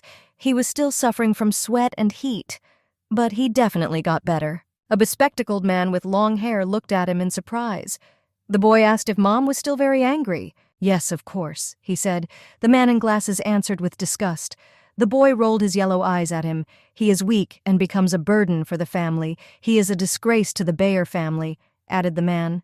In the square in front of the Bayeux crossbreeds, Charlie announced that since they had found the curse, her son's condition would now begin to improve. No need to worry. But can a mother's heart not worry? After all, he is dearer to her than anyone else. The Duchess thanked the lady, placing her hand on the solar plexus. They will not forget her help. The carriage started. Ever since Sasha was suffering from fever, she wanted to know why Calix, a person who has access to almost any information, can't just find the sacred artifact at the right time. The girl in the carriage was flooded with sunlight that filtered through the branches of the trees. And now she realized, Count Walden, who is a relative of the Archduke, has now become the Bayeux's enemy #1. So naturally all arrows in this case would point to Calix Eludian. Until now, Duchess Bayeux had hindered the Archduke's affairs as best she could. But maybe someone else is actually involved. And someone else is obviously the Empress. Who else doesn't want Sasha to get better? This is exactly Katarina Linnick. It is necessary to bring down his fever as soon as possible, thought the girl. Usually such a state of malaise does not exceed a month. Therefore, if it is possible to beat this heat by this moment, then they will be able to bypass this danger. At a time like this, Shanti's help wouldn't hurt. He is already beginning to seem indifferent to them, reasoned the princess. At this time, the deity was restoring its strength in the temple. In this case, there is nothing left but to meet with Count Decant. Charlize ordered Noah to change his destination and go to the museum immediately. And when they arrive, he will have to do something. She told him the details in a whisper so that no one would hear. Noah's face darkened and he clutched his heart. But he promised that he would do everything in the best way, as she said. Count Decant comes to this museum once every 6 months at the same time, because new goods are put up for auction at this time. In search of his lost grandson, his attention is focused only on this place. The Earl was Lord Chamberlain under the previous emperor. It is clear that he hides the fact of his grandson's search from the imperial family. Therefore, if they find out about his weak point, they can easily take advantage of it. Charlize had no doubts about that. In addition, there is a danger that the Linnock family knows about the Earl's relic. Therefore, in order not to catch the eye of this bloodthirsty family, you need to present this meeting as an absolute coincidence. And here is the Count. He carefully examines Edmund Leighton's painting Accolada leaning on his perch. Here, all paintings are at the same level in terms of quality. Really, Noah? Asked Charlize quite loudly on purpose. He completely agrees with the landlady. After all, the level and quality of the paintings that his mistress buys must be at the highest level. The boy played along with her. It's really a shame. He would have liked to see the artist in person, but unfortunately he didn't leave a signature, Noah said. The collector listened. Isn't that why they go in search like that? Noah asked. Charlize replied that he was too talkative today. He apologized to the hostess. Charlize praised the knight for playing a fool. There is no lack of tricks for the hostess. He covered his nose, stifling a laugh. Such a level is very rare. They will be able to find it quickly. Mastery, for which the picture completely fits on a canvas the size of a thumb. Hearing these words, Decantus's staff crumpled against the marble due to the trembling of his hands. Will they get any reaction from him now? The princess waited with a sly expression. Finally, he turned around, apologized, explaining that he had heard by chance what a rare painting they had purchased, and asked to show it. Charlize does not carry it with her so as not to accidentally lose it. Then maybe at least tell about her? Is it possible to convey the beauty of a masterpiece in words? Said the blonde philosophically. Decant then promised to show her his favorite pieces from his collection. The girl delicately laughed and said that she liked it too, she agreed. 3 days later, the Count waited impatiently in the great hall, pacing nervously from side to side. Suddenly, he was informed that a carriage had arrived from the Duchy of Liant. He opened the door sharply and looked anxiously in front of him. The girl was not just carrying a picture, she was holding in her arms a little black-eyed boy, on whom she found this unique medallion. The princess apologized for bringing the child with her without an invitation. Because he cries if someone else is holding him, Charlize explained. Is this child? Does he have that little picture? Asked the man, barely restraining himself. Yes, she is really cute. And the girl opened the pendant with the words. Probably it has a very deep meaning. The stick fell out of the Count's hands and hit the marble. He held out his hands to the boy. He took him in his arms, hugged him tightly, and sobbed so much that his monocle flooded. The boy was looking over his shoulder, one eye squinted. Finally they met. He saw his only grandson. Charlize was very pleased with herself. He doesn't know how to express his gratitude to her. Because of her donation, his grandson lived well in the shelter. He will never forget her kindness. The man stood again with the help of a crutch. Charlize looked at him expectantly. What would she like? She put her hand to her heart and said that it would be enough for her if he showed her the relics, as he had promised. Only and everything? Asked the man with a very kind expression on his face. If she likes something among them, he allows her to take it with her. If he offers, she will not refuse. The girl laughed with a bell. In her heart, the princess exclaimed, "Oh yes, what a relief!" He answers directly, as she expected. He led her to the gallery. The girl carefully examined various artifacts. Yes, what she needs is here. She announced that she had already decided on all the things she liked. It was necessary to look more carefully. No, enough. Can she take the 3 relics stored here? Since she has already found the artifact, it is necessary to go to Sasha as soon as possible. If she takes only what she needs, suspicions may arise. So he will grab a couple more. Decant said as much as you like. They will put them in a box and load them into a carriage. The man was happy. The boy sat all the time in his arms and sucked his finger. The girl thanked. Said the kid. It seems that the Earl's grandson has developed some feelings for the lady. He held out his hands to her. She thanked me heartily. She promised that she would pray that the past, which tormented him, would remain in the past, and that a warm future would come. She bowed to her new friends. The night has come. Eludian was still busy in his office. "Artifact located in Decant County?" asked the Grand Duke. "So it is. But Count Decant entered into a conspiracy with an unexpected person," answered Liben. "And who is it?" "This is Lady Lienta. They were informed that a few days ago in the museum, and also this afternoon in the county, they met with Lady Lienta." Calix was surprised and stared at the table in a daze. "Do you still need to watch her?" carefully clarified Liben. "No, you shouldn't lie in wait for the lady," said the Archduke, smiling. "Let them make sure that the artifact does not move to another place. Most likely he will meet with the Count." A black young man entered and bowed. "Your Ducal Highness," he addressed. "Lady Lienta has arrived." The Duke's eyes became diminutive, and Liben grabbed his head. Lienta sat down on the sofa with a triumphant look. A white box stood in front of her. She was waiting in the living room. He went out to her and asked, according to the rules of etiquette, how long she had been waiting for him. "No," she said, "not for long." Since she herself came to him, did something serious happen? Calix asked. She would like to give him something. She hopes it will help Sasha. And she opened the box in which there was a medallion and a bracelet. Both were with blue shining stones. He took the pendant, and she said Calix knew exactly what it was. He wanted to find it from the beginning, but was unable to intervene due to the curse on Duke Bayer's son. He could not yet send his knights, as it was likely that he would be accused. Count Decant is not one to make a deal easily, so she did very well. He is very grateful to the lady. He already knows about Duke Bayer's son's curse, the girl thought. She lowered her eyelashes and said that she only wished that he would bring down Sasha's fever as soon as possible. He is very embarrassed that he only receives help. If she needs anything in the future, let her tell him. He will help her in any case, whatever it was worth to him. So now she has something like a wish fulfillment coupon? She still had it from last time, so she won't have time to spend it all. The girl smiled and blushed. If she already has it now, maybe she should start using it already. It would be nice to ask the Duke for some help, thereby preventing some danger in the future.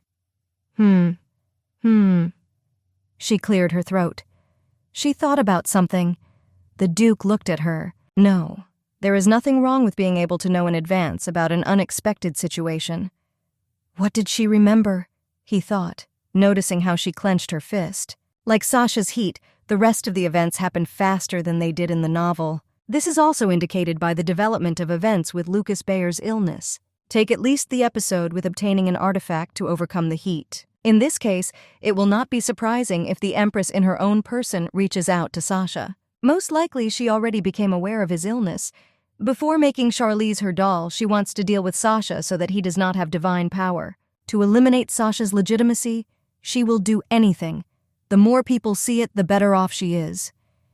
The hunting festival will open soon, she remembered Vanikel's words. Most likely she will use a place where many nobles will gather, and she remembered the Ayat's warning. So you can't just ignore this warning. Well, then she asks him for one thing. If something happens at the hunting festival, let him protect Sasha first. Naturally, his safety is more important than anything else. But again, that doesn't sound like a wish for itself, Calix said. Maybe there will be another request? Of course, this may sound strange, but in fact, this is her desire, the girl answered. Protecting something very important can be the most difficult thing. Every time he sees her, he seems to be taken somewhere, the boy thought. Okay, he figured. Whatever the lady says, that's what he'll do.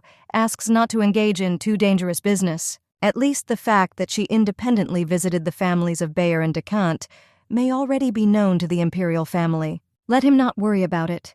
It is enough for her to put dust in the eyes of the Empress. At the next meeting, the Empress really began with interrogations. Said she heard that Charlize visited the Duchy of Bayer not long ago. Did something happen to them? If anything, she can always help them. Nothing terrible happened, replied the blonde. When His Majesty the Prince fell into the lake, Duke Bayer's son was there. And she was asked if His Majesty was not still angry with the Duke because of this. She also heard that Charlie had found the grandson of Count Decant. Yes, it's a coincidence. When she went to see if the shelter uses their donations, she took that unfortunate boy with her. Charlize said the plain truth. But it turned out that it was the lost grandson of the Count. Did she take the baby? The Empress was amazed. Recently, it is very difficult for her to just pass through such children. Actress Charlize added. She grabbed a handkerchief and covered herself with it from the Empress. After all, this is how she met the prince. If she knew how she met Sasha, her heart would bleed. Some 3 men insulted him on the street. The Empress opened her mouth as if everything is so... But there is some discrepancy. According to the spy who is watching the Bayer family, their son is seriously ill. Because of that, she could not introduce him to the House of Liant. It is difficult for her to understand what the lady was thinking. Charlize was still pretending to wipe away her tears. After all, there is no obvious connection between Lucas's illness and the visit of their lady. Although, why would she decide to help the Bayers? It's just a coincidence. The Empress said that Charlize had done the right thing. She nodded, and she said that the Empress praises her too much. So that's the end of the audience. Charlize said she would schedule a follow-up appointment, and she bowed and left. You still have to be on your guard, thought the Empress. She was recently informed that Count Vernon had found an artifact. We must send a letter to Ronatus, must enjoy tea with Labit. They hadn't seen her for a long time, Katerina thought. Day of the hunting festival. There are high chairs upholstered in red cloth. On the lawn there were rows of slightly different high chairs, but upholstered in blue cloth. Charlize came in a green dress. Regardless of her experiences, nothing of the sort happened at the hunting festival. The artifact definitely had its effect. The boy was already in order and was sitting next to the Duke. Sasha finally recovered. Duchess Bayer also came. She sent her a letter asking what she would like to receive as a thank you. Charlize was smiling. You need to think about it in a calm environment. It's great if everything is calm at the festival until the very end, but it's early to relax. The Empress appeared accompanied by the Emperor, a tall, blonde man. This is the first official appearance of the prince in public, so it is unlikely that the imperial family is up to something. It seems that the Emperor does not like his appearance very much. In any case, no one knows what the Duke was up to and what he wanted from the Emperor. Quietly, she can be twisted for such words. Thanks to everyone who came, said the Emperor. He asks the winner of the festival to come forward. Venus Raynock congratulates them. The man with the ponytail bowed before His Majesty. The Emperor is happy that he seems to see the birth of a wonderful new knight. The Emperor's face darkened. He wants to ask his nephew to conduct this award. He is a child of a strict imperial family, but he has yet to gain experience. His younger brother is not able to do this, but his nephew is very capable. Charlize thought the Emperor was a jerk. If he decides to make a fuss here, then let him practice. Why involve a child who knows nothing? The boy sat confused. Sasha is still young for this. It will be difficult for him. The uncle tried to protect the baby. Calix at that age already went hunting. The Emperor objected. So he did it when the Emperor was 10 years old? Answered Eludian with a smile. So, said the Empress to her husband, it is better to ask him himself, and asked Sasha, calling him his beloved nephew, what he thought about it. He will do it, the boy politely promised, and he was called to the platform. The Emperor ordered the prince to be led faster and held out his hand to him. The Archduke quietly instructed Lebanon to do this. The boy climbed the steps accompanied by a knight. Now he can at least see him up close. The Emperor stroked the boy's hair. He was handed a red box. This casket contains an artifact that must be presented to Servinos. Its authenticity was proven in the Great Temple. It seems that Sasha suspected something was wrong, but it was already too late to retreat. If someone not from the imperial family touches it, something bad can happen. But since he is his brother's son, there is no reason to worry. Let him open the casket and give what is in it to him, sir. The boy touched the casket and it cracked. He withdrew his hand and was frightened. His already big eyes seemed to pop out of their sockets. Suddenly, a pillar of light appeared in that place. The Emperor jumped to his feet. What kind of explosion just happened? Everyone cleaned their ears. There was smoke. At first it seemed to her that it was some kind of sacred thing when white light poured from it. But something is clearly wrong here. After all, when His Majesty the Emperor touched her, nothing happened. Just don't let it be said that Lady Lienta has brought a fake prince. The princess hugged Sasha. Charlize, cried the father. Is she not injured anywhere? She's fine, said the girl, hugging the boy. But it seems that His Majesty the Prince has lost consciousness. Let the doctor be called immediately. Liban told His Majesty that he should control his face. Because Her Majesty the Empress is watching him, He knew and restrained the storm as best he could. As soon as the explosion rang out, the lady instantly caught Sasha, who fell from the stand. Did you suspect from the very beginning that something would happen? He remembered her words. To protect Sasha. She must have known from the very beginning that the prince would be in danger, and that Calix will not be able to intervene. Protecting something very important can be the most difficult thing. The Emperor would not miss such a chance. If Eludian protects Sasha at such a time, he will be accused of usurping the throne. Unbelievably, the holy relic, which certifies the presence of imperial blood, rejected the prince. How is that possible if it's not fake? Let Lienta say. The Emperor pounded his fist on the board. It turns out that all this time she despised him and the entire imperial family, roared the Emperor. Venus remarked that it was not even worth asking her. It is better to put Lienta in prison. How did she even dare to deceive the members of the sacred imperial family? Why did these knights pose like betrothed girls? Now we need to deal with this. But how he had the audacity to say such a thing to his daughter. The Duke of Lienta was angry, replacing her with himself. How dare someone from the Pinot family threaten her? But the lady is accused of defying the imperial family. She must be punished. Is he going to use his title to absolve her of responsibility? Charlie suddenly realized. It turns out that they needed not only Sasha. They are going to deprive them of their privileges and neutralize Lienta. The Empress looked ominously. She got her way. The Emperor, deprived of sufficient legitimacy, has no right to restrain the Duke of Lienta in any way. All because the Liant family has long held the title of an honorable family that stood at the origins of the foundation of the empire. In addition, the Duke was able to make various privileges after participating in the 100 Years' War. Thanks to numerous feats, he showed himself well in battle more than once, which helped to achieve victory in this war. In addition, he saved the life of the previous emperor. In addition, they first dared to encroach on Liant's trade guild, and now they are going to take away their privileges as well. Charlie grimaced in distaste as she continued to hug the unconscious boy. Well, it can't go on like this anymore. Her father was horrified to see the determination on her face. They don't have to do that, she said, holding the baby in her arms. She would never falsify the truth of His Majesty's former prince, and she wants them to believe it? And then how will she explain the fact that the holy relic did not accept him? After all, when the Emperor touched her, nothing happened. Venus pointed his hand at Lienta.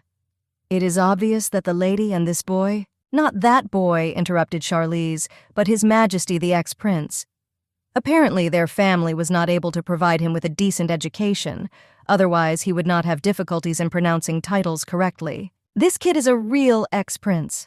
Charlize asks the Empress for time to prove it. The Empress said it was fine, they wouldn't mind, and asked His Majesty to give the lady about a week. Everyone knows that the Liant family is loyal to the Empire.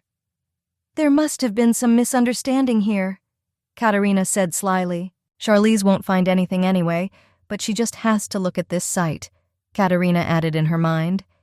They will do as the Empress said, exactly 1 week, no more, no less. During this time, he must prove that this child is a prince, said the Emperor. But for this period, the lady is not allowed to leave her house. Who knows what might happen? What it means? The father objected. Also, they can't trust Duke Liant. He, like a loving father, can go to a trick. So let the lady live in the Archduke's house, Calix suggested. If the boy turns out to be a false prince, he himself will deal with the lady. This is protection from the imperial family, Charlize thought. All right, said the Emperor. Then they will do so. Let them send the lady to the Grand Duke's residence. And she was escorted away. Renato's brother and sister happened on their way. There was horror on both of their faces. Charlize asked to leave them alone for a couple of minutes. She would like to talk to them. There are many people willing to spread rumors. So don't delay, Calix warned. It won't take long, the princess promised. With a sweet smile, Charlize thanked Mr. Renatos for coming to her in person. By the way, she really liked his gift. Oh, and what kind of gift is there? The guy was confused. She said that she did not know that the Renatos family was behind Baron Pinot's son. The brother and sister panicked. Well, she's going to do everything in her power to prove it. How did she know?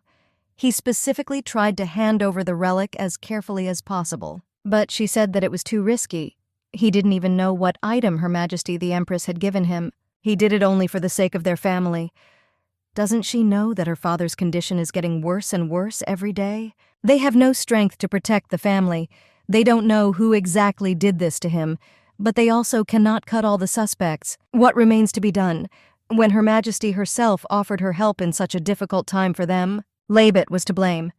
It was a few days before the hunting festival when Her Majesty the Empress called Lady Renatos and said she wanted to ask something. She is to present it to His Majesty the Emperor during the hunting festival, and she put exactly that red casket in front of her. Can she do it through the son of Baron Pinot, one of the contenders for the place of winner in the hunting festival? Labet stealthily asked what prevented the Empress herself from giving it as a gift. It happens that trust is built in the hands of third parties.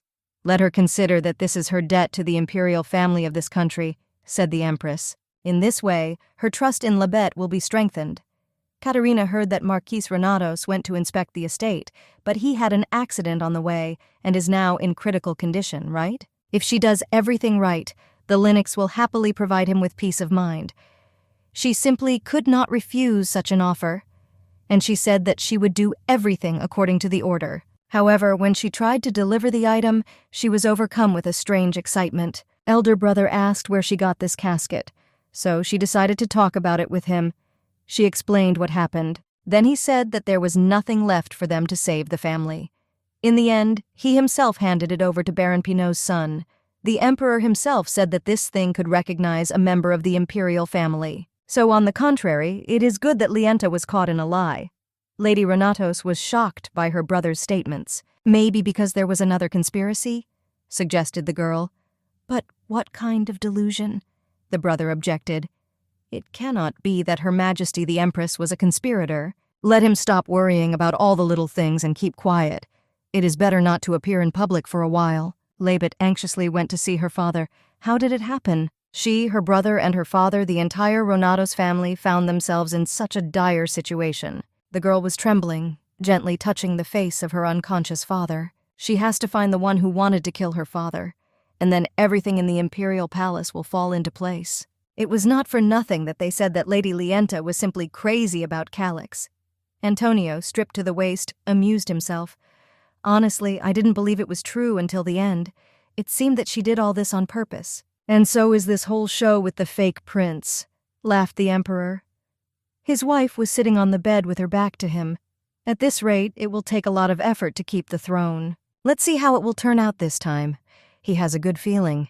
He hopes that she will give him good news the next night. She handed him a small bottle, which he drank. If only he knew what this sacred thing was really capable of, he would hardly be so happy now, Katerina thought, watching him sleep. Until recently, it seemed to her that all divine power had disappeared a long, long time ago.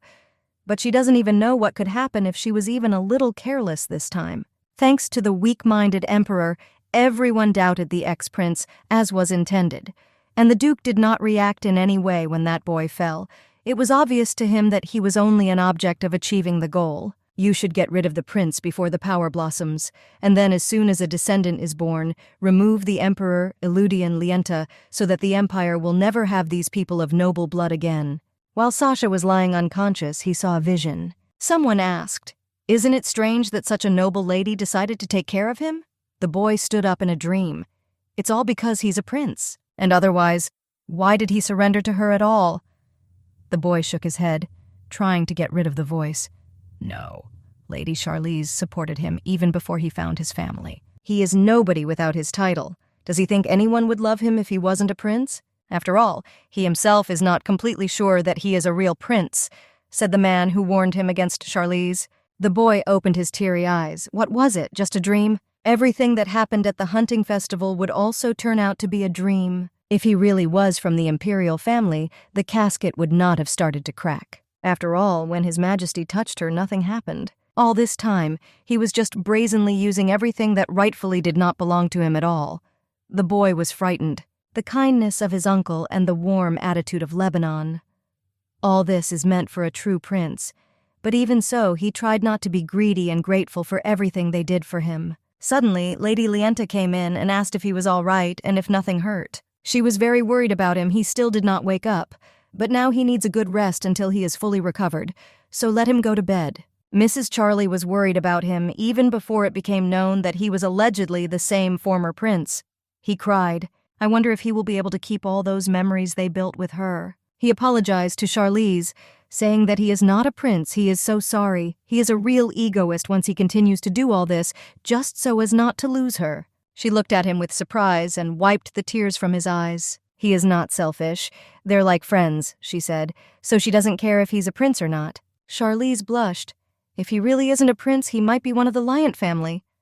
All right, no one will lose anyone, she assured Sasha. He roared at the top of his voice.